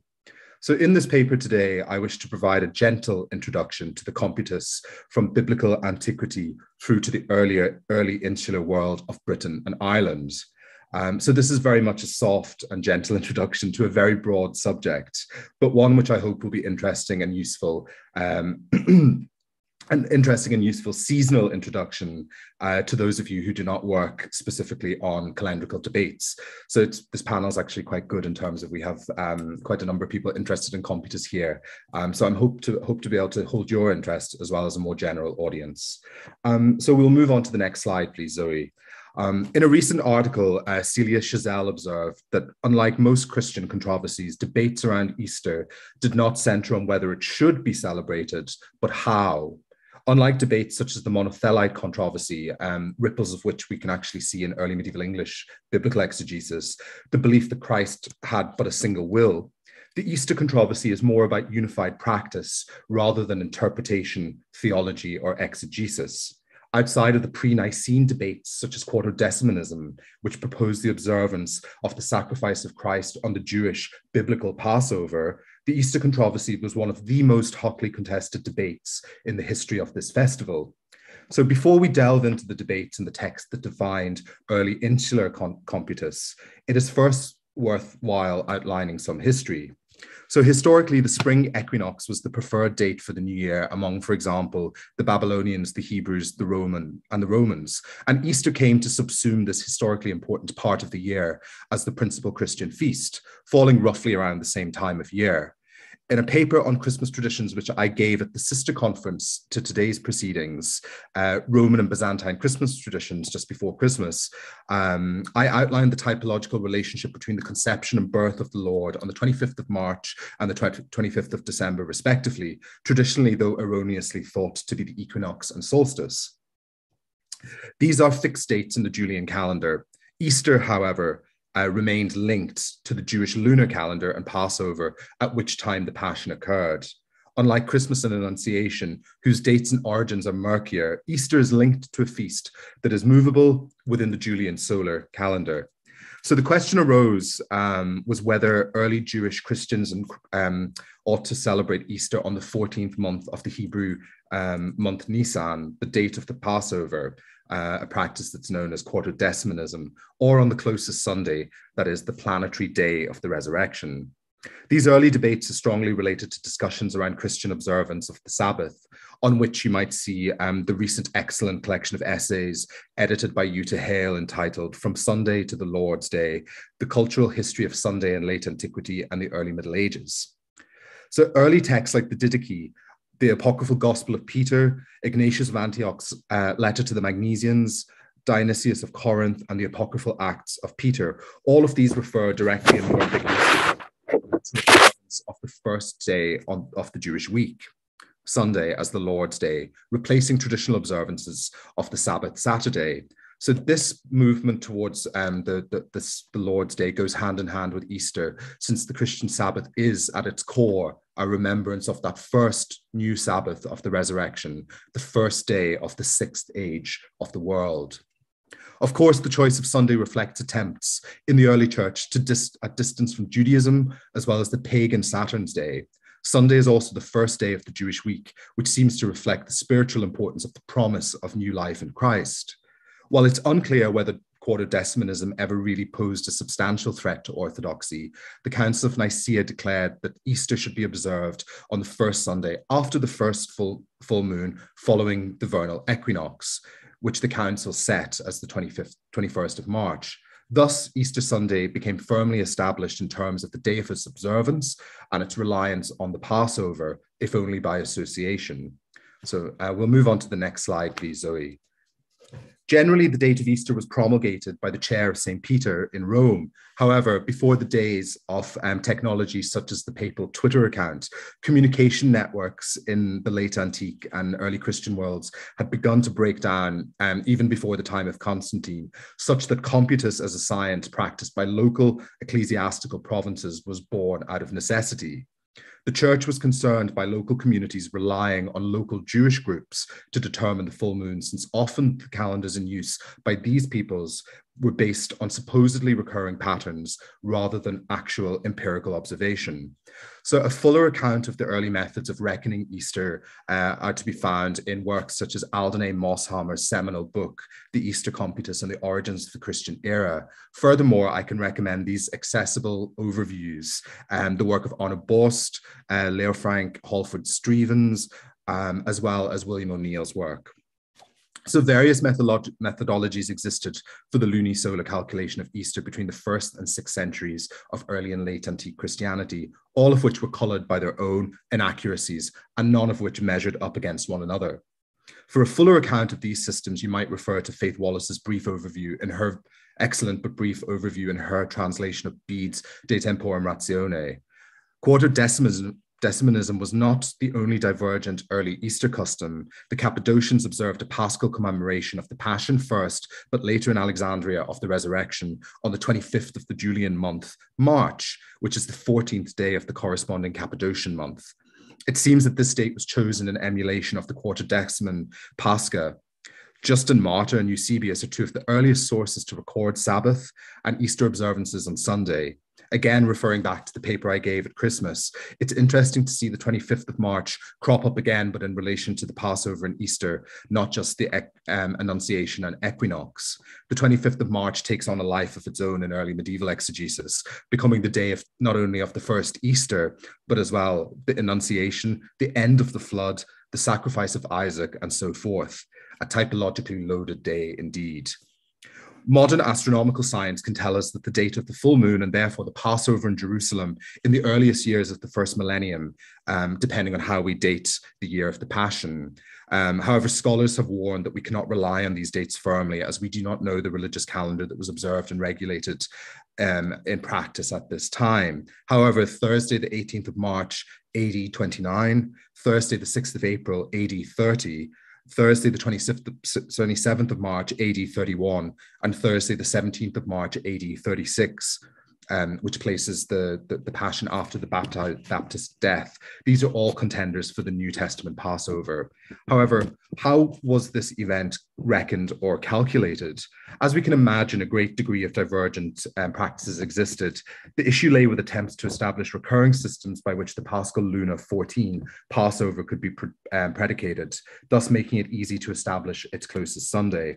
Dionysius Exiguus imputed to the Council of Nicaea a 19-year cycle of lunar years, which proposed a recurring pattern of dates on which the full moon, Luna 14, would occur. This cycle included the addition of an intercalcated time in order to account for the differences between the lunar and solar year, that is, between the lunar and Julian calendars. And we'll move on to the next slide, please, Zoe. It's unclear if the practice was ever promulgated by the Council of Nicaea or not. However, the system known as the Alexandrian cycle was promoted by Dionysius and his successor, the Venerable Bede. The central issue is that Easter is celebrated on Sunday after the full moon, Luna 14 of the Hebrew month, Nisan, but the full moon can fall on any day of the week. Therefore, what range of days from the full moon are acceptable to celebrate Easter on? Matters are further complicated by the question of whether or not, if Sunday fell on the 14th of Nisan, could it also be celebrated as Easter, or was it necessary to wait until after the 14th, or indeed after the 16th of Nisan for historical accuracy? The Council of Nicaea in 325 determined that Easter could not be celebrated on the 14th with the Jewish festival. For the Alexandrians, if the 14th fell on a Sunday, this couldn't be Easter. Thus, their limits, the lunar limits, were 15th to the 21st, excluding the 14th. The Roman Easter held to limits of the 16th to the 22nd, but allowed the 15th eventually over time due to pressure. There was significant disagreement over the date of the equinox, again, between Alexandria and Rome, between the 25th and the 21st. Early medieval English Christianity inherited these difficulties around Easter, and things came to a head due to a significant division in the church in Britain over this matter. A notable disagreement arose in the household of King Oswio of Northumbria, who followed one system, while his wife, Anfled from Kent, followed another. Thus, one year, while the king was celebrating Easter, his wife was still keeping Lent and celebrating Palm Sunday. Easter then was not just an issue of ecclesiastical disagreement, but also of marital disagreement. This was not, the differences between these divergent observances of Easter were not just matters of inconvenience. Disagreements of this nature over fundamentally core liturgical festivals threatened to destabilize Christianity in the region. It also engendered deeper divisions between different ecclesiastical provinces of the church. A council of the Roman and Celtic churches of England and Northern Britain was held, which is called the Synod of Whitby in 664, which sought to settle the matter of Easter calculation and other issues of ecclesiastical identity, such as the style of the tonsure. Churches under Irish influence in the northern parts of England and Britain, such as Iona and Lindisfarne, followed Celtic practices, while the southern parts of the English church historically followed Roman customs.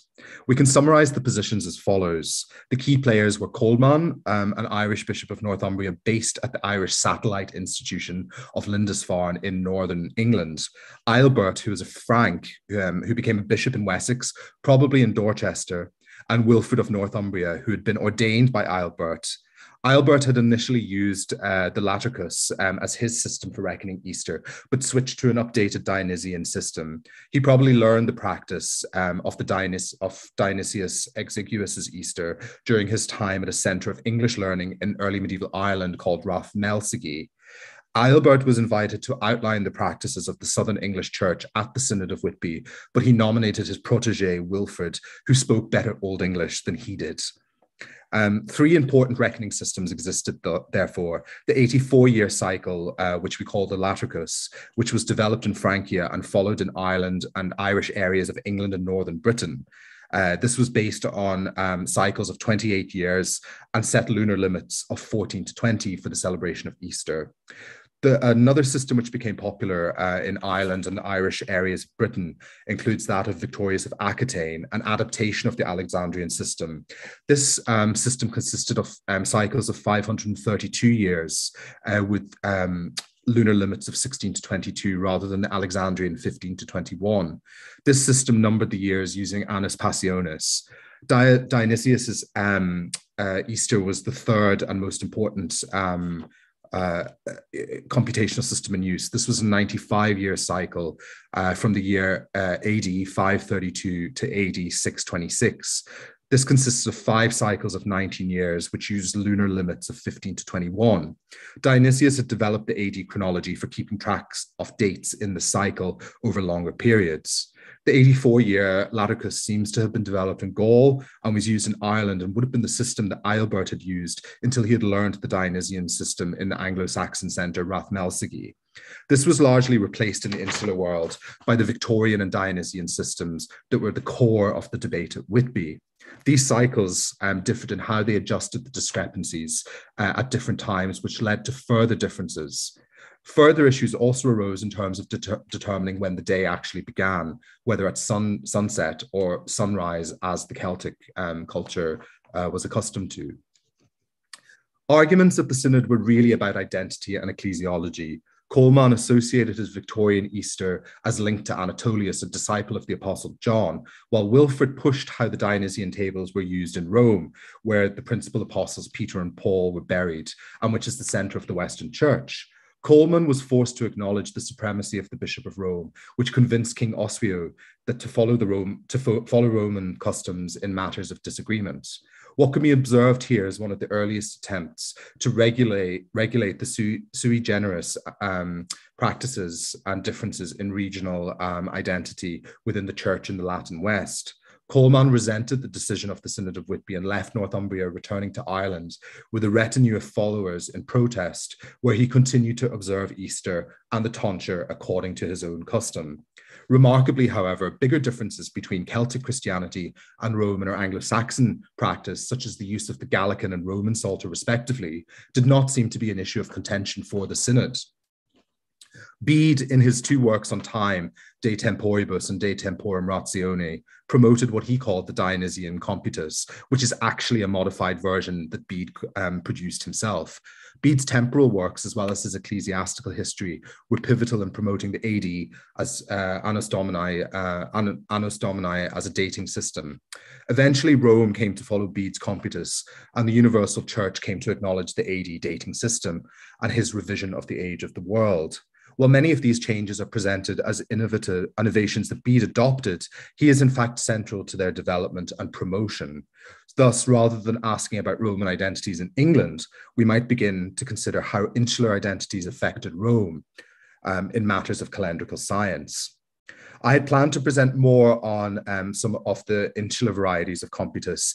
However, we have on this slide an image from one of the most other famous Computus of the period, Berthfirth of Ramsey. So to conclude, ecclesiastical identities and Easter remain an issue of dispute in Western and Eastern Christianity. We still celebrate our Easters differently, which is a hotly debated issue of identity and ecclesiology, and admittedly an impediment to ecumenism. The Montanists of the 5th century celebrated a fixed Easter on the first Sunday after April 6th. In an unusual decision in 1963, the Second Vatican Council agreed to follow a fixed date of Easter if other Christian churches agreed to do so as well. The 1923 Pan-Orthodox Congress of Constantinople and the 1997 World Council of Churches both made proposals for a unified East-West Easter observance. These attempts to establish a fixed date reflect early medieval controversies where common practice was sought to strengthen unity and to dispel difference. The primate of all England, the Archbishop of Canterbury, His Grace and the Most Reverend and Right Honourable Justin Welby, advocated in 2016 for a fixed Easter, joining discussions between Catholics and Orthodox about unified Easter observance. Early English calendars present the 25th of March as the historical date for the first Easter, which supposedly follows, often in these calendrical texts, the historical dates for the 7 days of creation. Given the fact that Easter, in its movable nature, does not accurately reflect an historical date per se, however, the unusual character of this date, I think, and its movability and all the complexities around its determination communicates an important theological reality about the resurrection. In a homily for Easter Day, homily 21, Gregory the Great discusses the three Marys at the sepulchre and expounds the angel on the right-hand side of the tomb as referring to the life of the world to come, and the left-hand side of the tomb as representing the present temporal life.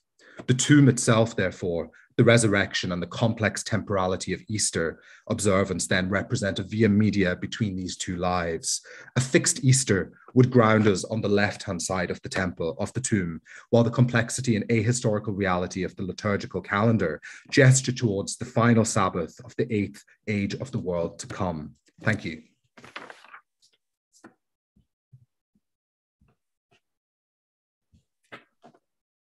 Thank you too, John, for teaching us such an important and interesting topic.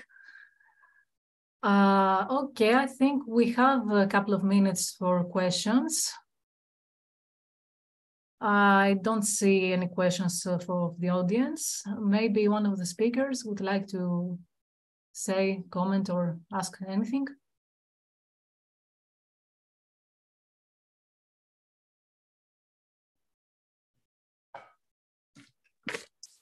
No? I do have a question. Okay, So carry on. Yes, John. Okay, yeah. Okay, great. Yeah. So my question is for Ioana Skura. I wanted to ask you, you mentioned about some of these debates. I wonder whether there were other competing systems in Byzantium in that later period. I'm struck that Easter was still a matter of controversy by the time at the 14th century.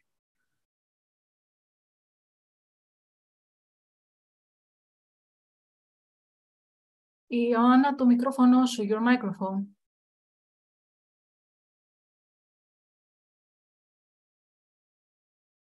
Ioana. Yes, okay. Ζώουλα, δεν κατάλαβα ακριβώς τι μου είπε. Please, could you repeat slowly? Sure. So I was very interested by the fact that by the 14th century, Easter is still a matter of dispute in Byzantium. And I was wondering whether there were significant divisions around Easter practice at that time, or whether the issue really just rests with problems within the system that's being used. Are there different systems in contention, or is the problem just with the one system? Yes, the errors in the table were already earlier. For example, they are explicitly also concerning the spring equinox. For example, Valsamon, Theodorus Valsamon, has written an Easter Computus, incorporated in his commentary on the Council of Carthage.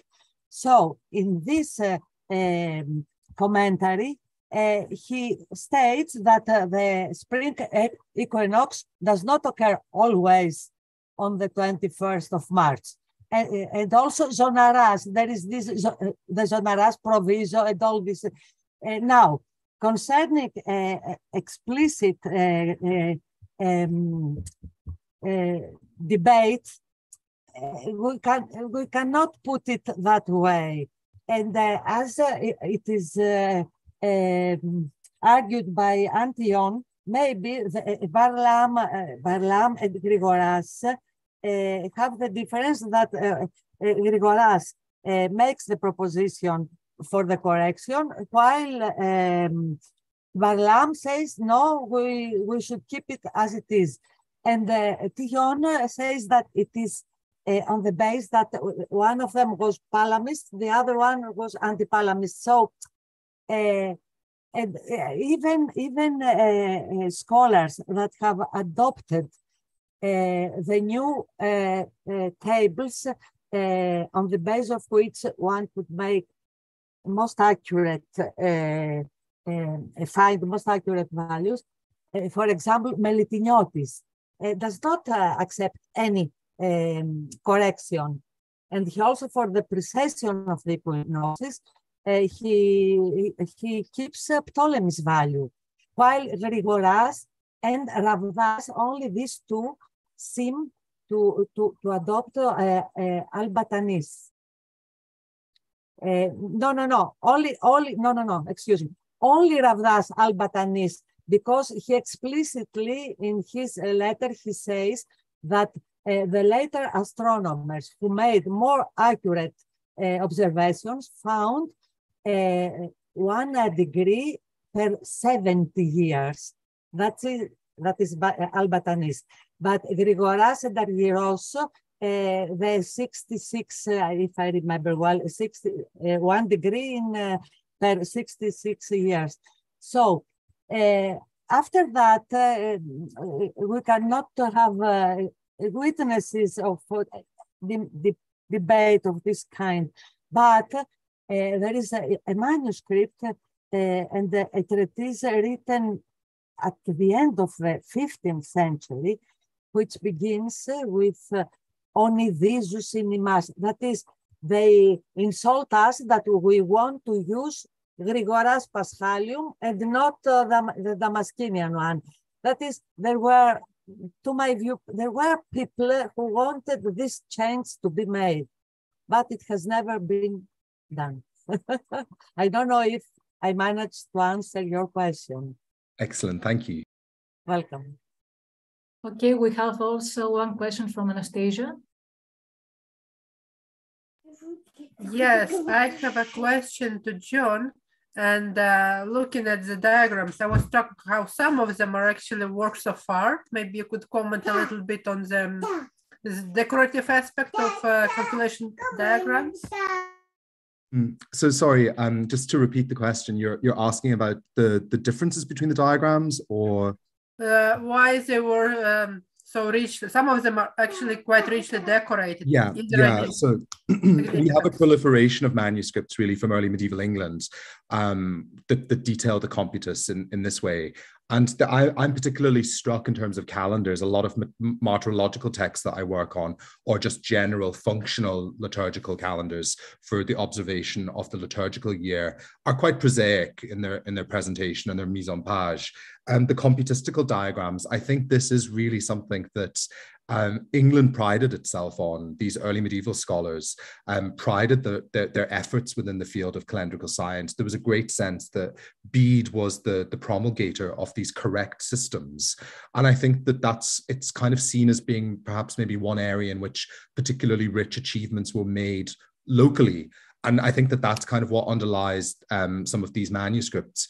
Bearthfirth of Ramsey, the final diagram that was on the presentation slides, he comes at a really important period of intellectual renaissance.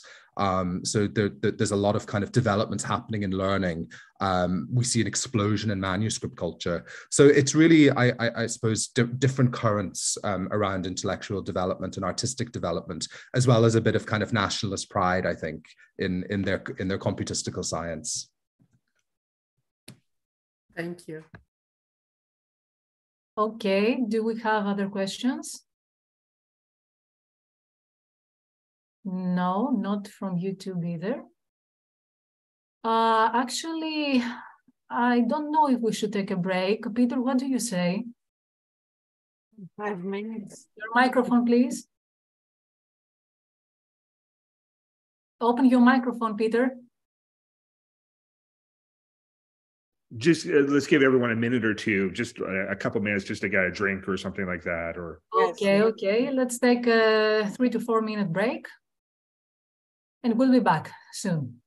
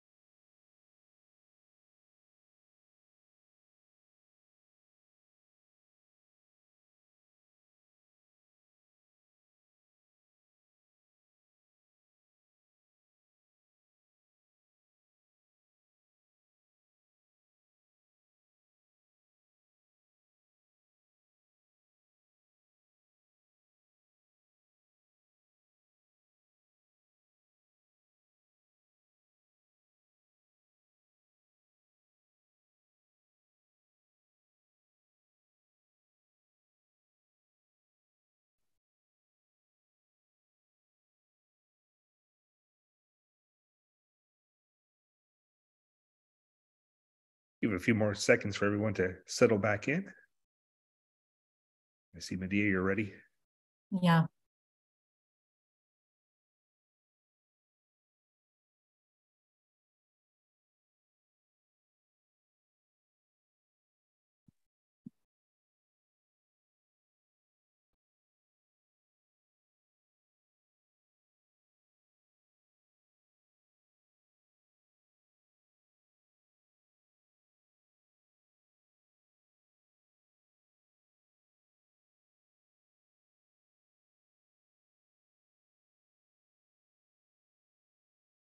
I think we're ready, Peter. All right. Welcome back for our third and final session. We have three more speakers. I will introduce them. First, we have Medea Abulashvili, Associate Professor of Modern Greek Studies at Tbilisi State University in Georgia. Welcome, and go ahead. Good evening, everyone. Can you hear me? Yes. And can you see me? Okay. The title of my paper is Greek and Georgian Easter Mystery.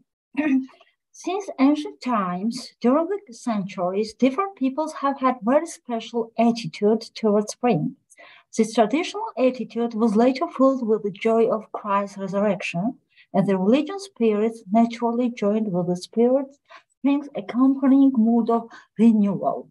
The spring mood was expressed in rituals, which represent a kind of synthesis of old and new, folk or canonical, theatrical or spectacular rules. The research of the rituals connected with the 40-day Lent and Easter and accompanying them folk song is particularly interesting among people who have a long history of both pre-Christian and Christian life. In this regard, the presence of the typological parallels in Greek and Georgian Easter rituals attracts our attention. Symbolics, verbal inventory, performance technique, place and specificity of ritual songs are interesting. Also, our attention will cover the seasonal needs of the farming people, which were reflected by the Easter folk songs with all the accuracy and brilliance. Naturally, it will be difficult to cover all the details within one report. However, we will try to show the main trends. The cascade of Easter rituals and the pre-Easter Lent are, of course, preceded by Cheese Week in the tradition of both Christian peoples. First of all, should be noted Carnival celebrated in the whole territory of Greece in the week of preparation for the Great Lent, an analog of which we have in Georgia too, Eskenova Perikaova. In our country, it was celebrated by carnivals, masks, round dances, and in ancient epoch by erotic orgasm. The Greek carnival habits are directly connected with the Dionysus feasts.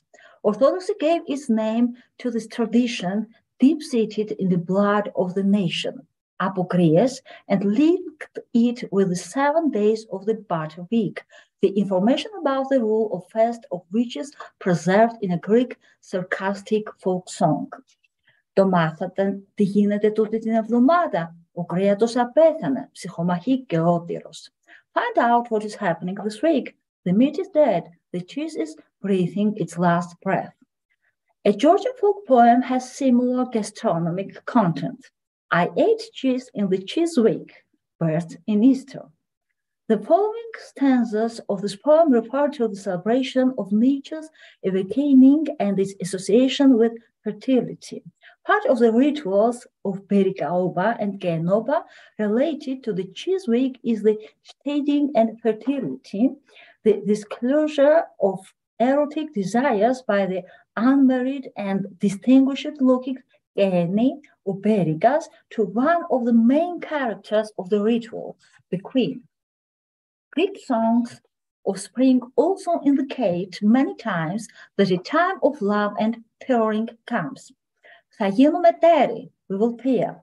Να πάει να δώσει το φιλί πριν βέξει, πριν χιονίσει. That he went to kiss her before it rains, before it snows. If in winter folk songs the young people only dream, about appearing their fiancé. In spring rites, they appear before us in activated role. In some songs, we encounter even quiet during declaration. Και έλα να φιληθούμε. Με το Χριστό Ανέστη δεν μας παραξεχούμε. Let's kiss each other. We will not be judged because of Christ's resurrection.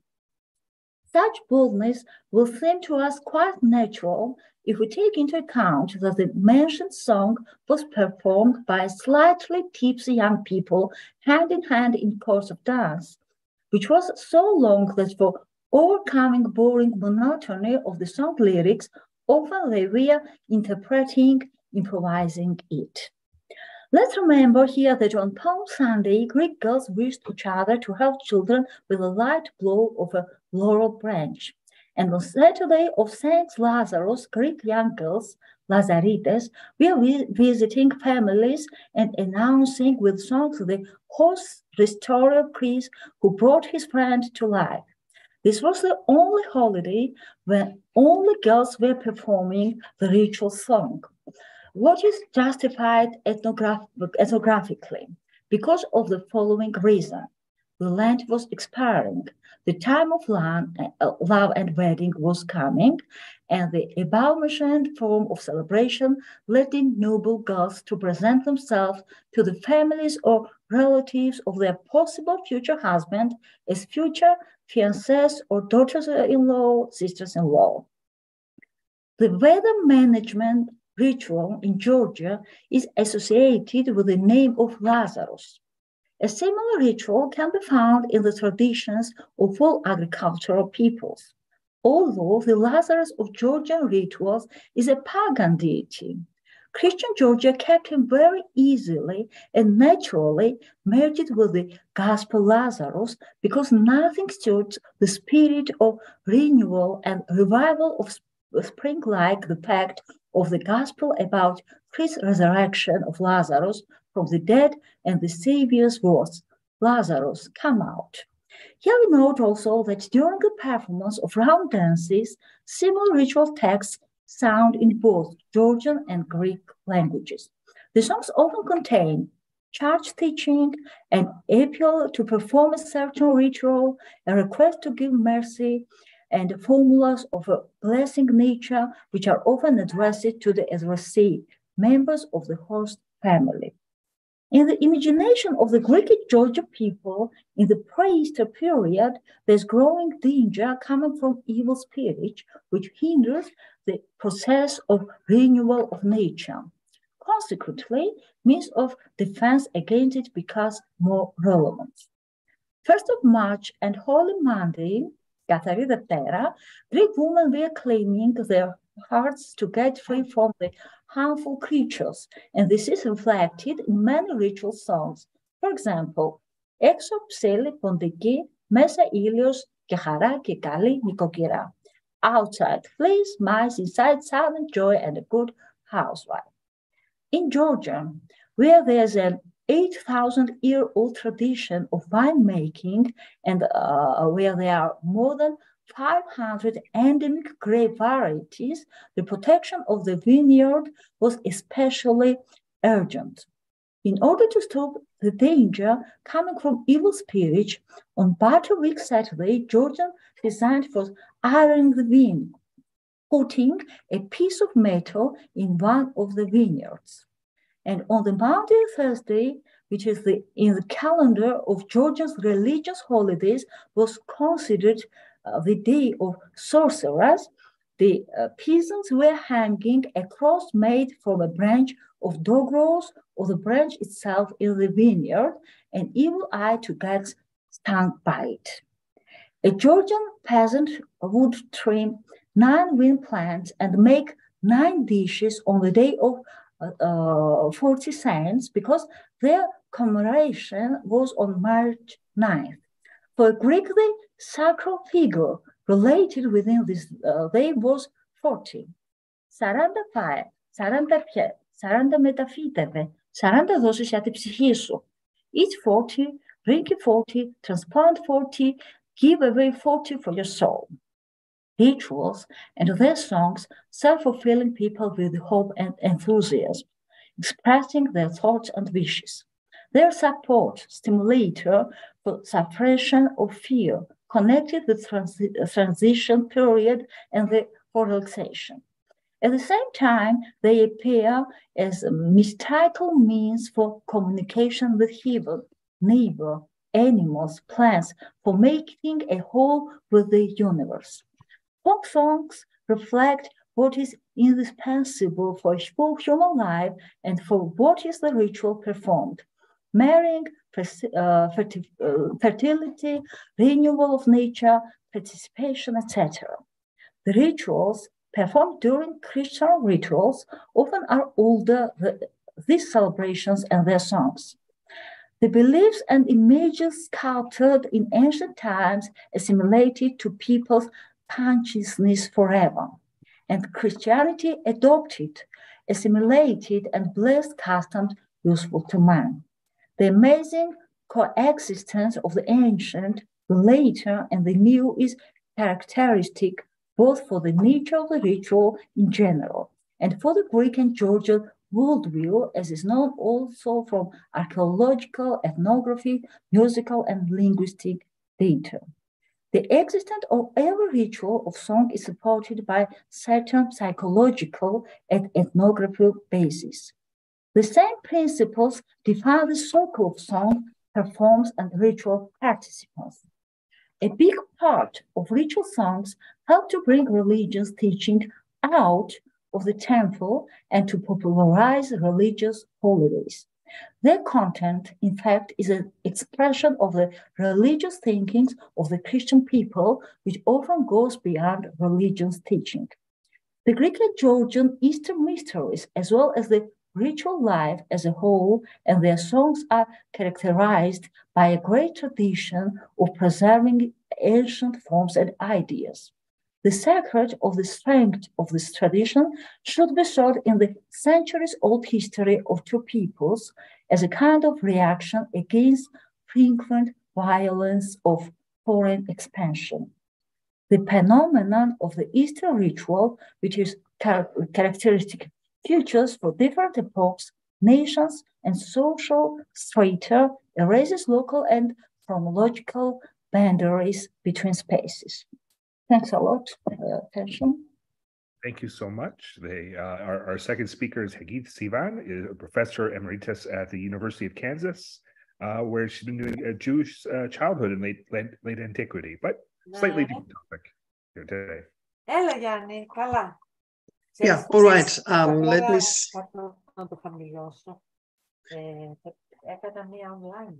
Just excuse me a little bit. Ioanna.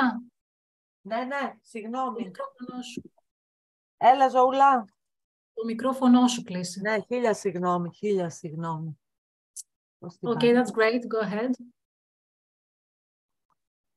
Okay, let me see if I can share my screen. Okay, I'm not sure I can. Okay, so I sent you links, Zoe, just now. Okay, yeah. Because I don't seem to be, I'm not sure how to share my screen. Okay, I will. Okay, so first of all, thank you so much to all of you. And let me see, I'm sorry, I'm just, my digital capacity stopped about the 5th century. So I'm not entirely sure how to do that. But you have it here. Okay, so it is, let me take all of you a little bit to the 4th century, specifically to the late 4th century, and the first testimony that we actually have from a pilgrim about the celebration of Easter in Jerusalem.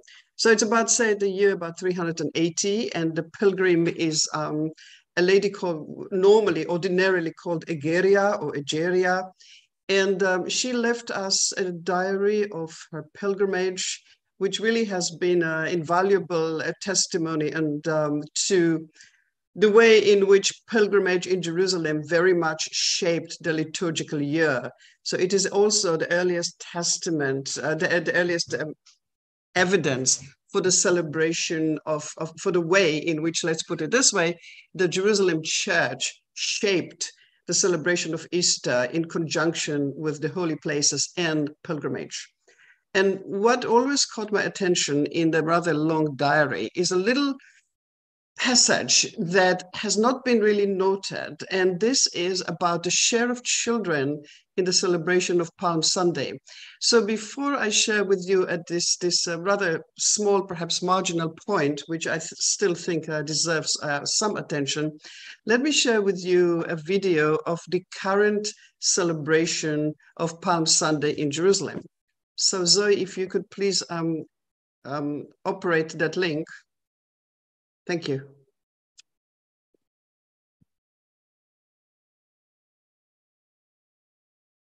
I don't know how to get it. Just give it a second to load. All right. Yeah, I have no idea what's keeping my little app. There you go. So this was recorded last year in 2022.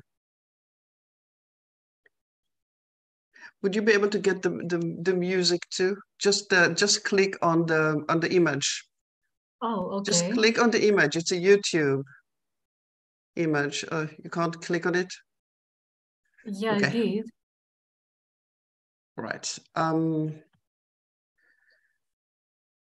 Okay, let me just try through my computer. Okay, let me just try to my computer and see if I can get that. Yeah, I'm sorry, just the connection is I'll try, running. that's okay. I'll try that and see. Okay. Yeah. Okay, can you see it? No, I have to stop sharing my screen. Okay, you cannot see it? Please Sorry? share your screen. No? Okay. Can you see it now? Can you see it on my screen? You have to press the share screen button. Okay. So I have to go back to Zoom. I thought so. It's something, okay. All right, let me get you back and see. I'm sorry. It's, okay, let me just do that. I thought I did. It is on share screen. Okay. All right, let me just see. There you go. Okay, let's try now. Yes, yes, we can see your screen now. Okay, and now, all right. And then shall I go to my link? Yes, yes. Okay, let me go to my link and then, well, yeah, that's the issue. Hang on a second. Okay, I have trouble with getting to my link in it because I can't see it on my screen. I can only see the Zoom screen, and I can't minimize that to see the other one. Maybe you should go to the email you sent me. Okay, let me do that. But here too, let me just, I'm so sorry. The dubious joys of doing a screen, all these things. So here is what happened on your share, okay. I can see it. It's my screen here, but I'm not able to go to my email. I'm not able to go to my email on this particular screen. I'm still on the Zoom thing.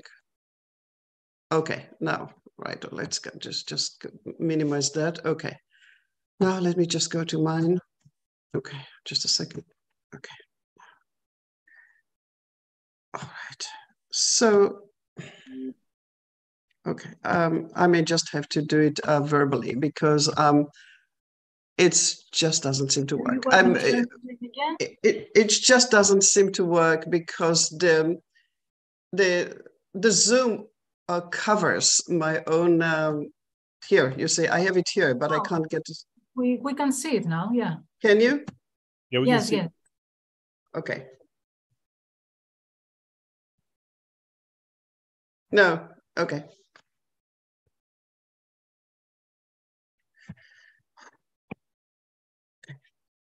Trying to make it big.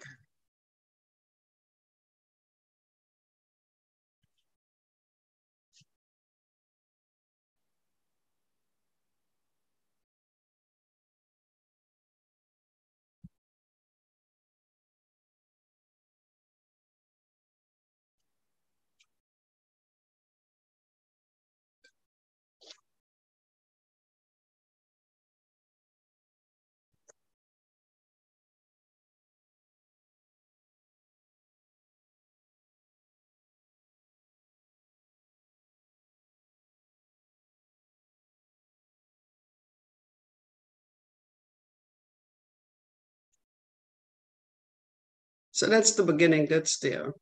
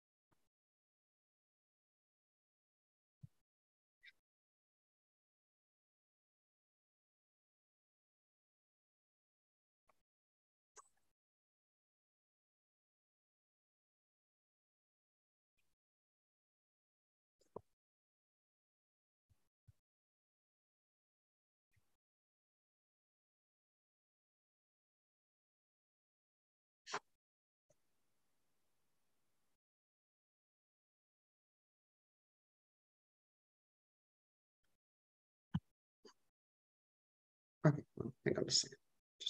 Okay.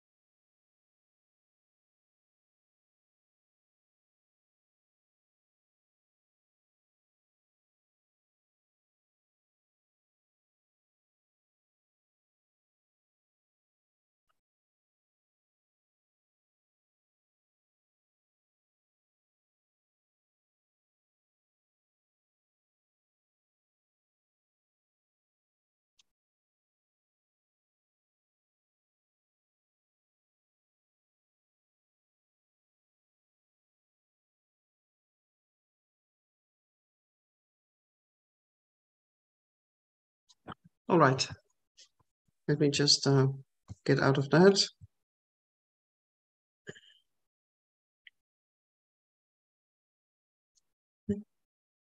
All right. Are we back on the Zoom? Okay. I'm afraid I've actually lost you. Let's go back to that. Okay. All right. Okay. I think I lost you, Zoe. Am I still with you? Yes, yes, you are with me, yeah. Just click Well, on the Zoom. Yes, this is why I'm an alumna of conferences in which one was actually present in person. Okay. Let me just get back. Well, I can't get back to see you. So where do I get back to you? Just click on the Zoom button below your screen. Yeah, that's what I did. Okay. It asks me to leave a mess to leave the meeting. No, it still wants me to hang on a second. It still wants me to rejoin you. Okay. Screen sharing. Yeah. Okay, I got it. Sorry. Okay. I really apologize. Yeah, I'm no friend of digital technology at all, unless it goes to unless it does some emails. So essentially, this was actually for me an interesting recapturing of the rituals that Egeria described in the late 4th century. And what you probably noticed was the presence of children, and specifically the image of the father carrying a child on his shoulders, and the child and the father holding a palm. Well, Egeria describes this moment very accurately, and she does it in a passage that I'd like to share with you, if I can get to that. I'm sorry again. Okay, so this is what Egeria says when she actually describes that moment in probably the year 381, 382. And this is what she actually, the way she describes the procession with palms on Mount Olives. On the same day, at the 9th hour, they go forth to the Mount of Olives with palm branches, and there they pray and sing psalms until the 10th hour. And after that, they go down into the Holy Anastasis, chanting Psalm 118. Then they go up to Mount of Olives, that is to Eleona, and the bishop with them to the church, where hymns and antiphons suitable to the day and to the place are said, and lessons in the like manner. And when the 9th hour approaches, they go up with hymns to the Imbamon, that is to the place whence the Lord ascended into heaven, and there they sit down, for all the people are always bidden to sit when the bishop is present. The deacons alone always stand. Hymns and antiphons suitable to the day and the place are said, interspersed with lections and prayers.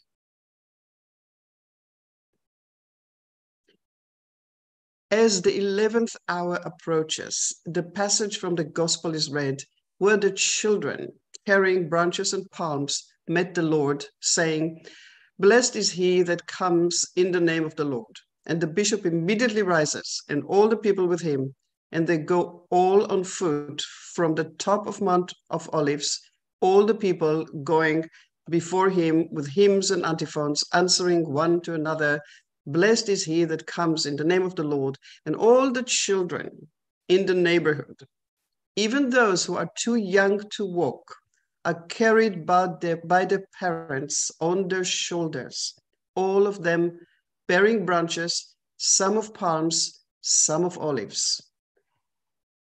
Let me just read it again. All the children in the neighborhood, even those who are too young to walk, are carried by their parents on the shoulders, all of them bearing branches, some of palms, some of olives.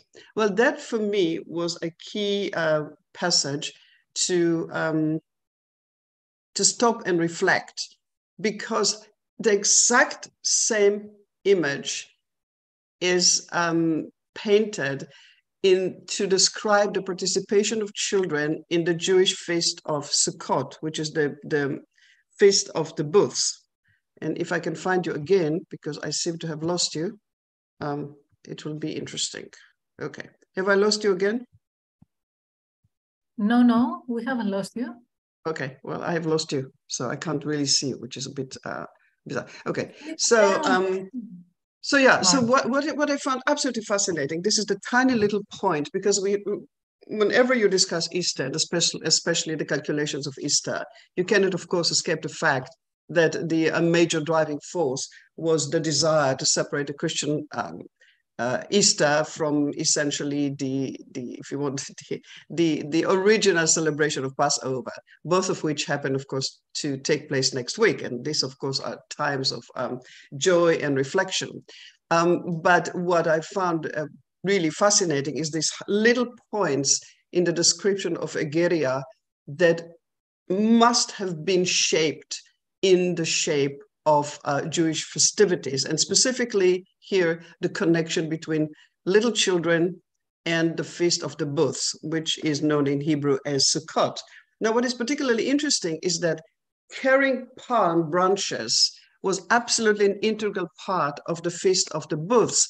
But what also has been stated in Jewish sources, be they the Mishnah or the Tosefta or the Talmuds, is that it is also a test of the maturity of a child. In other words, a child can participate in the ceremony, providing the child knows how to shake the palm tree. So it's not just that, you know, every child could kind of go and grab a piece of palm and start shaking, but it was a test of the, in the sense of the maturity of the control of the child over his movements. And usually the reference is, of course, to male children, to sons and not to daughters. The Feast of Sukkot, namely the Feast of the Booths, introduce the young, in this case, the young boys, to the series of festivals that punctuated the Jewish ritual year. Its decorated booths replicated the ephemeral desert homes of the years of the Exodus. Sukkot's four specimen, they kind of, in a sense, the visual expression of the connection between the festivities and nature, namely citron, willow, myrtle, and palm branch, represented the richness of the land promised by God to Abraham and his descendants. Standing for remembrance, these earthly elements reflected an unbroken link from biblical celebrations to visual defiance and struggles for self-definition. They were ubiquitous. During the 1st and 2nd centuries, children in Roman Palestine could gaze at these symbols on coins minted during the Jewish rebellions against Rome.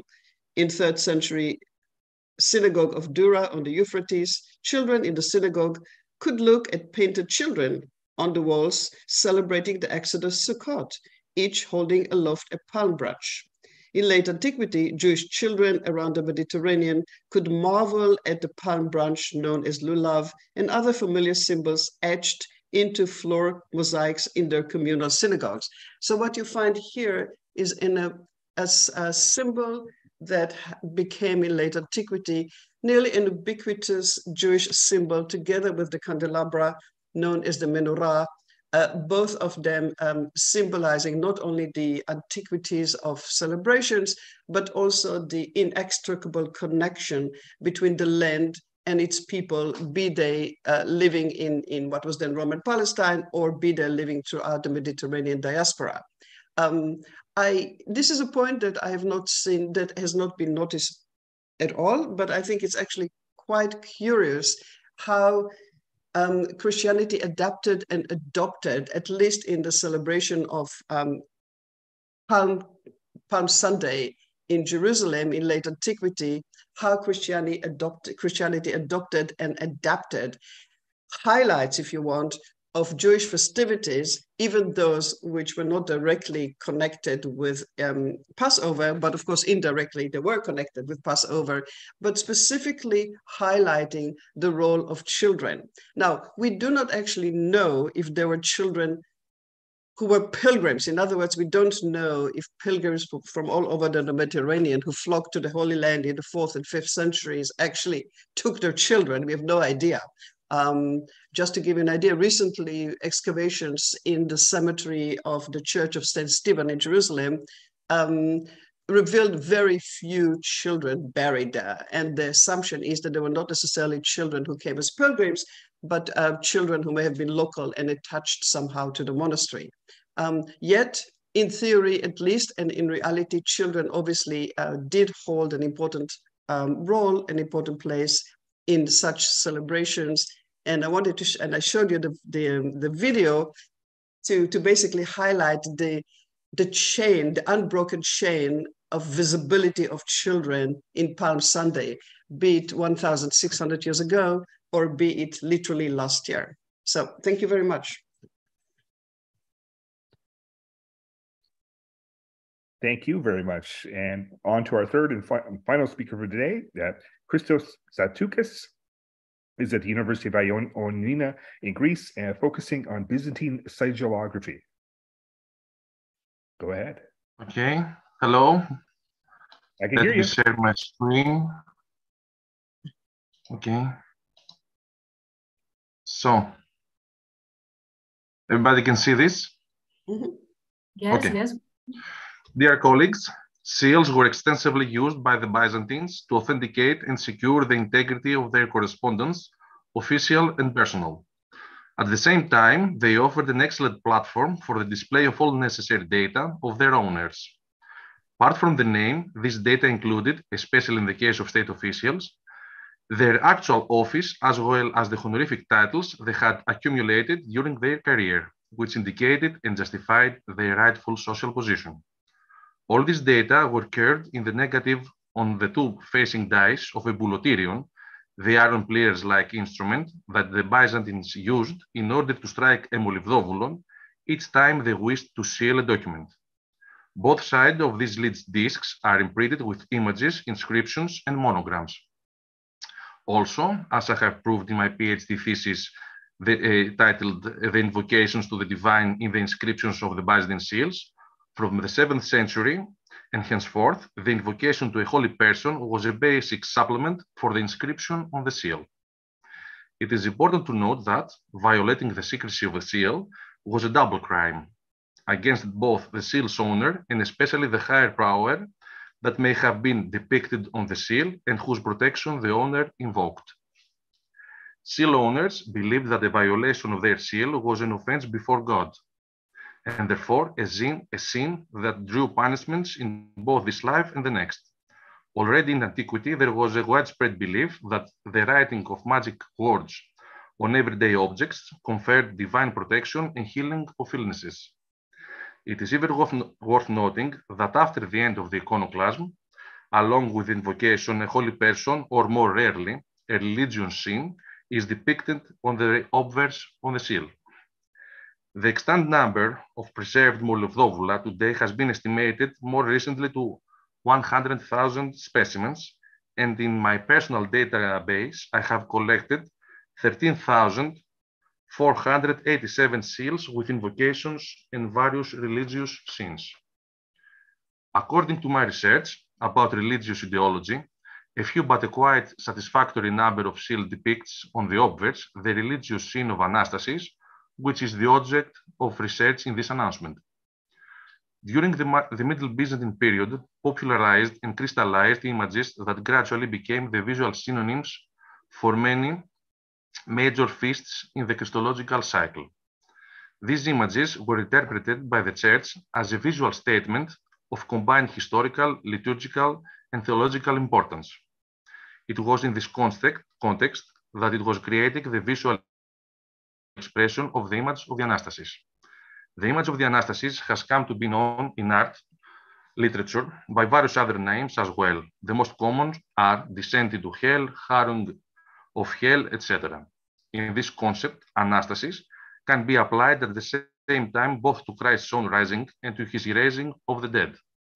The vital story of Anastasis was not pictorialized by Christ's bodily rising out of his tomb, as the title Anastasis might suggest. Instead, part of the story of Christ's sojourn to the underworld was selected. According to this story, which is not part of the Gospels, Christ went to Hades after his death on the cross and before his resurrection from his tomb. There, Christ defeated Hades' kingdom of the dead and robbed it of its captives, the dead, starting with Adam. Artists select to depict as the Anastasis that moment when Christ starts pulling Adam from the grave after defeating Hades. Thus, the theme of the raising of Adam is actually for pictorializing the crucial doctrine of resurrection. Surviving examples of the new iconography showed that Anastasis was accepted by the first decade of the 8th century. The few and uncertain literary sources that survive seem to confirm this. The first letter of Pope Gregory II to Emperor Leo III mentioned the Anastasis as part of the Christological cycle between the scenes of entombment and the Ascension. Furthermore, the Vita Sancti Pancrati, Bishop of Tapromenion, which probably dates back from the 7th century, specifies the need for a representation of the Anastasis out of Hades in Christological cycles used for the decoration of churches. About contemporary or slightly later with the Vita Sancti Pancrati is a tessera, which is dated back to the period between the 7th and the 8th century by its publishers Maria Campanello Poufitou and Jean-Claude Chenier. We must mention that a tessera is a special token, especially in order to help the poor, the state of the 7th to the state of the 4th to the 7th century complied, distributing special tokens for theaters, bathhouses, etc. The most important tesserae were those for the distribution of grain. Moreover, on the obverse of this tessera, Christ is depicted pulling from the tomb at least two characters, Adam and Eve without nimbus and holding a patriarchal cross. On the reverse of the tessera is depicted a Manus Dei. According to recent research, the depiction of the hand of God can be interpreted in three ways, either as the presence of God, as the voice of God, for example, in the case of the baptism of Jesus, or finally, as a sign of acceptance of human activity. The depiction of the Manus Dei follows an early tradition, as it appears around 330 AD on a medal of the Emperor Constantius II, in which he is depicted crowning the emperor. We do not know the reason why this tessera was issued, but it must have been for a very important reason, since it was chosen a depiction of Anastasis on the obverse and the hand of God on the reverse, in order to accept the activity for which the tessera was issued. In terms of seals, it is worth mentioning that we have collected 29 specimens in the published collections depicting the scene of Anastasis. The earliest dates back to the 10th, 11th century. On the obverse, the descent to limbo is depicted, and on the reverse, the inscription Christe voήθητος οδούλο, which means Christ help your servant Romanos. It is worth noting that while the invocation to the Lord and the owner's name are common in this period, the choice of depicting the scene of Anastasis is not. But we can assume that for some reason, which is not known up to these days, Romanos chose to differentiate from the custom of his time in terms of depicting the obverse. Probably, he wanted some pictorial representation that he saw in a church, since this pictorial representation was common in churches. The 29th, 11th, 12th, and 12th century seals of the Anastasis follow the traditional scene as it appears in other contemporary representations. Christ is shown at the center, rising from Hades, holding a patriarchal cross. He pulls Adam from the sarcophagus at one side, often with Eve standing behind him, and usually opposite is another figure, either David or Solomon, rising from a sarcophagus. Most of the seals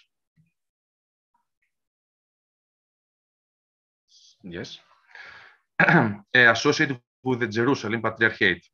More specifically, there are patriarchs of Jerusalem such as Sophronius II, Simeon, Ephthemios, Fulcherius, his successor Amallicus, Ioannis, and Aimar. Furthermore, we have collected seals of the clerics of Holy Sion and the Holy Sepulchre, but without any mention of the name. The inscription on the obverse notes «Η κληρική της Αγίας Ιών και του Αγίου και Ζωηφόρου Τάφου». As can be seen, the choice of depicting the symbol of Anastasis on the seals of the Patriarchs of Jerusalem or the clerics of the Holy Sepulchre is inextricably linked to the fact that the miracle took place there. At a certain time, a Patriarch of Jerusalem chose to depict the scene of Anastasis, and so a tradition was made like the one of the Patriarchs of Constantinople, who chose to depict the Theotokos on the obverse of their seals in order to highlight their role as mediators between God and humans. The seal of Patriarch Sophronios offers a secure terminus postquem for the use of the scene of Anastasis. Special mention should be made to the four seals dating back from the 11th to the 12th century, since they are the only without any obvious relation with the Patriarchate of Jerusalem. The first dates back to the 11th century. On the obverse, Christ is depicted slightly, not this one, sorry. Turned to his left, holding a long cross in his left hand, accompanied by the inscription Anastasis. According to the reverse, we are informed about the identity of the owner. His name has not been preserved due to decay, but from the inscription, we are informed that he held the title of Vestarchis and the office of Strategos of Handiart. As noted by Ioanna Koltsida Makri, publisher of the seal, the seat of Strategos of Handiartis is probably identified with the diocese of Handiers in the west of the Taron region on the eastern border of the empire. The second seal doesn't give us any information about its owner, but is unusual because the scene of Anastasis is paired with an image of a saint. Pairing the scene of Anastasis with another narrative scene that complements it theologically or aesthetically, like the crucifixion, was somehow common. The choice of pairing the Anastasis with a saint was unusual. The editors recognized the saint as Saint Auxentius and indicated that he might be connected to the Holy Resurrection Monastery in Constantinople, which possessed relics of Auxentius. There are 3 published examples which have the Anastasis and an unidentifiable hierarch busts, and one with the Anastasis and Saint Nicholas. The third seal of this extremely small group we are discussing dates back to the period between the end of the 11th century to the first half of the 12th. On the obverse, the scene of Anastasis is depicted, while on the reverse, the metrical inscription Georgio Paraschi Zoin Ologe is written. Unfortunately, the inscription does not provide more information about the identity and the life of George. On the other hand, the invocation is extremely rare. Our research does not reveal any other case of invocation in which the possessor asks to be given life. In this case, we can assume that the owner is old and asks for his life to be extended, which is also connected to the presentation of the resurrection, which marks the victory over death.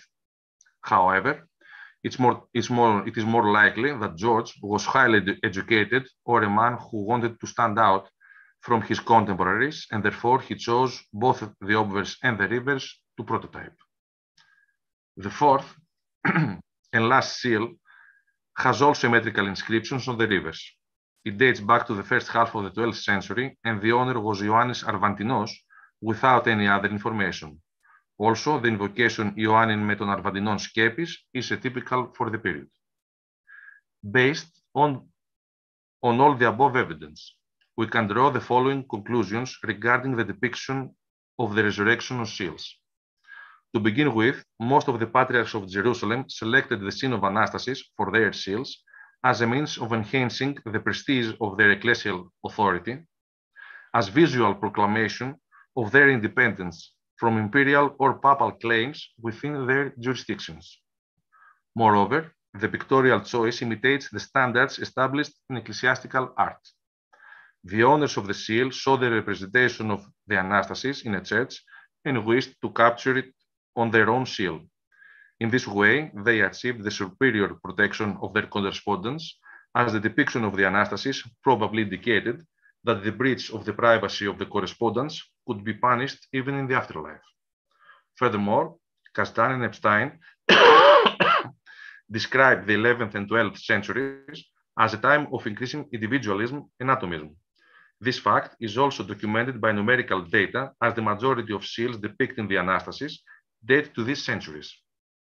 The only exceptions are the 7th, 8th century tessera and the 10th, 11th seal of Romanos, and the seal found in the Danube area, which is undated by its publishers.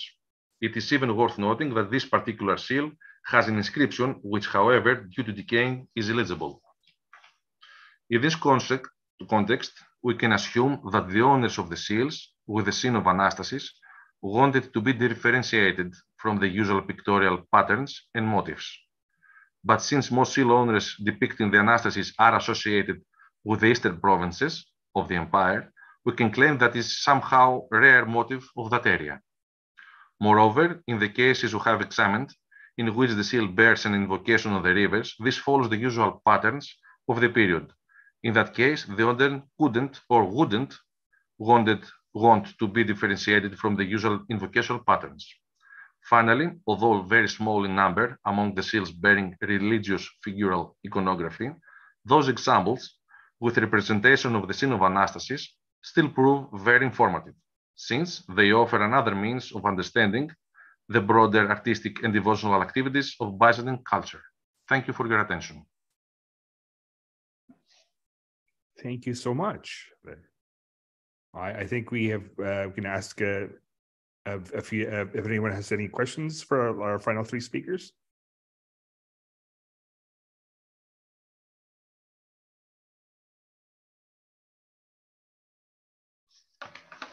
mute myself. Yeah, I have a question. Okay. Go ahead. I have a question. Go ahead. Yeah, I have a question about the sills, which really is absolutely fascinating. Thank you. I'm very curious about the resurrection of Adam, that incredible scene in which, you know, Christ basically opens and gets Adam out of this. So what are the literary, are there any textual antecedents that account for this particular sin?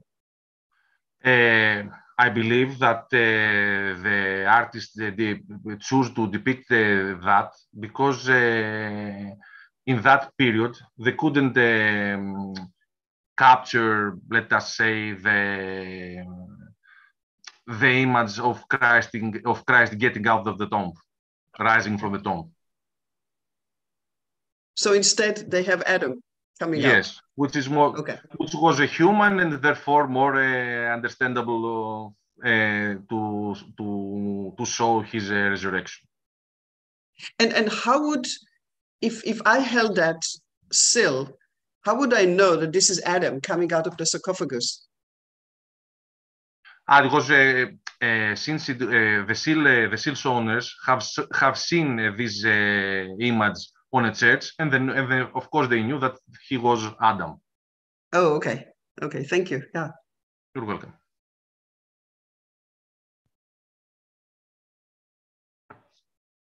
For Professor Sivan, do you think there's kind of use between the Christian and Jewish communities of like psalms and things like that? Is that kind of more of a reflection of more interconnectivity between the communities at the time? I don't know about antiquity, but I can tell you that in contemporary rituals in Jerusalem, in the Easter rituals, certainly the participation is widespread. Christians out for whatever reasons, piety and so forth, and Israelis out of sheer curiosity. And I remember mounting with a Swedish colleague, mounting up to this glorious church. You could see it's like the Russian church at the very top. There is now a Russian nunnery there.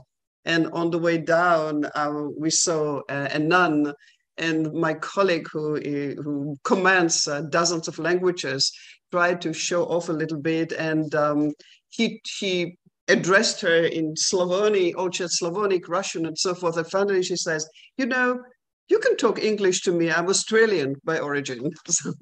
So that was kind of oops.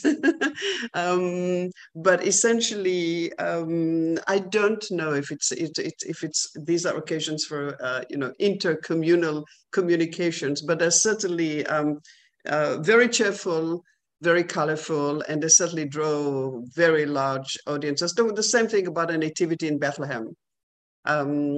That some years I suspect there are more Israelis because it's easy to access rather than to come from all over the world, which I think is wonderful. So because it's a nice way.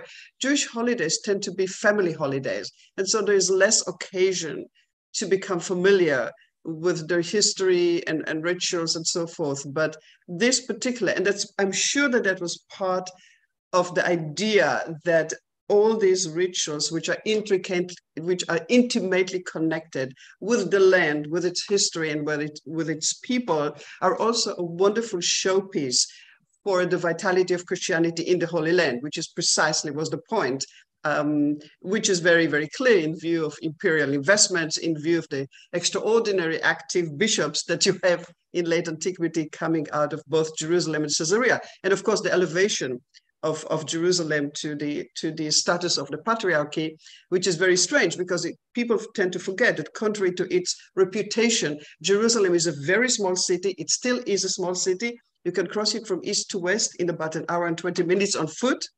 And it never had major strategic significance in antiquity, but its entire significance resides in fact, in, of course, biblical connotations and the connotations with the cycle of Jesus. And so the celebrations are very well attended and are very well designed, and they certainly draw large crowds. Thanks. And I hope they're going to continue this way. Thanks. John, you have a question?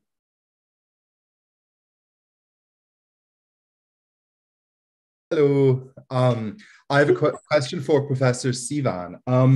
I'm very interested in the suggestion that you made about the kind of typological connection potentially between Sukkot and Palm Sunday. I'm wondering, and perhaps this is maybe outside of your own remit, in the original kind of, if we're kind of going to talk about an historical event, do you think that the participants of the Palm Sunday waving of palms were deliberately drawing on their own experience as people in Jerusalem of Sukkot? Is that where the idea of palms comes from in that initial celebration? Let me put it this way. I do not know if the celebration of the Jewish Sukkot in Jerusalem in late antiquity, because there were hardly any Jews in Jerusalem after the 2nd century. This was actually officially closed. I mean, Jews were banned from Jerusalem after the suppression of the 2nd century revolt of Bar Kokhba, but they could see it around them. So for example, if you look at all the mosaics of ancient synagogues all around both the land of Israel and all around the Roman Mediterranean, you can always see the same symbols again and again and again, and they invariably include a palm branch. So the question, I mean, so the visibility is quite striking of that particular symbol, particularly in conjunction with other Jewish symbols. How the palm from Sukkot made its way to Palm Sunday, I don't exactly know, but I have no doubt that it was adopted because of the significance of both in the New Testament, of course, where you have this very, very crucial stage in Jesus, if you want, history, plus I think it's ingenious to actually take the visible highlights of Jewish, and I'm sure that the Christians in early Christianity, 1st, 2nd, 3rd century, were quite aware of the way in which the Jews celebrated the Sukkot, which means you sit in a booth. And I'm absolutely certain that even around Rome and Constantinople and Carthage and so forth, you would have this little booth popping up. And so some of them would say, what is happening? And there are always these questions. I mean, from Juvenal, who actually claims that, Jews worshipped clouds because he couldn't see their God. And it wasn't something that, you could actually say, oh, this is the God, to all kinds of speculations. But there is no doubt that Christians were very well informed about a Jewish concept of the repetitive rituals.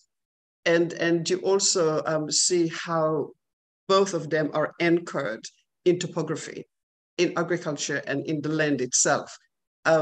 So, and of course, coming back to your Easter calculations, I mean, that's really part of it. I would say the inability of Christianity at some point to completely detach Easter from Passover was really a huge problem, because the Jews themselves had unbelievably complicated calculations when Passover would actually take place. I mean, and particularly when it takes place in the land of Israel and when it takes place in the diaspora, which is to this day why you have all these double days of when the Seder actually takes place. You didn't know. You had to figure that out. And by the time you figured it out, it was already the next day or tomorrow somewhere else. So I think this is part of the intricate relations, I think, between Christianity and Judaism, the continuous mutual influences, but also the appropriation and adaptation in very, very original ways.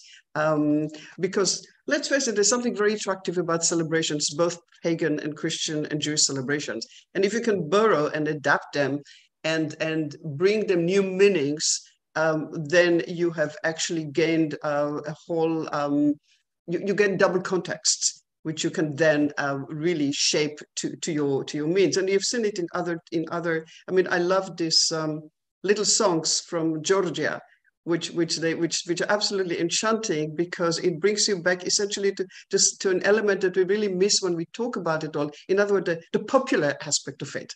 What actually can we learn from the people on the ground, because they don't live many testimonies that we understand how to interpret. So you have all this lovely popular thing, or your highly decorated manuscripts, the illuminated manuscripts.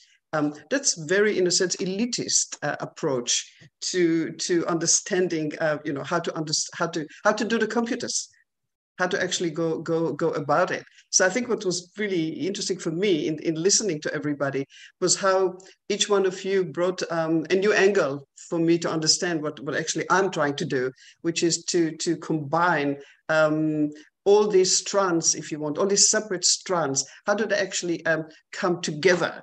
And at this moment, by the way, I'm happy to work on North Africa, and specifically on how Punic, Berber, Jewish, Christian, all these strands actually came together. And sometimes they came together in a very creative way. Sometimes they came together in clashes, in just kind of battles and so forth. And I think that's very clear with the history of calculating Easter as well. So thank you so much.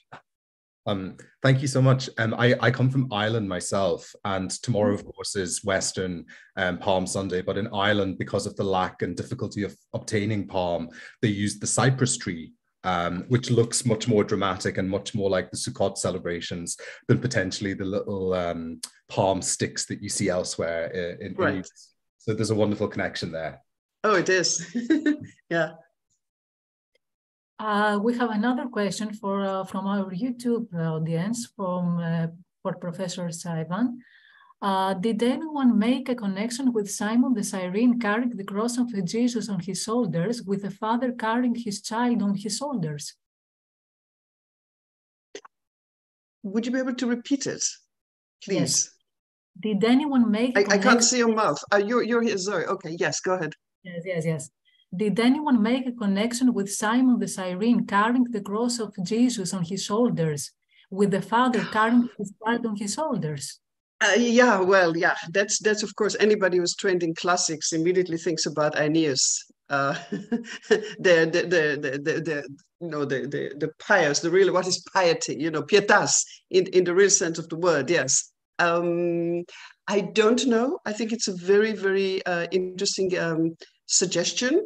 The connection that I made is between the paternal figures and the children on the shoulders, whereas what you're alluding is actually more to two adults, the physical relationship between two adults.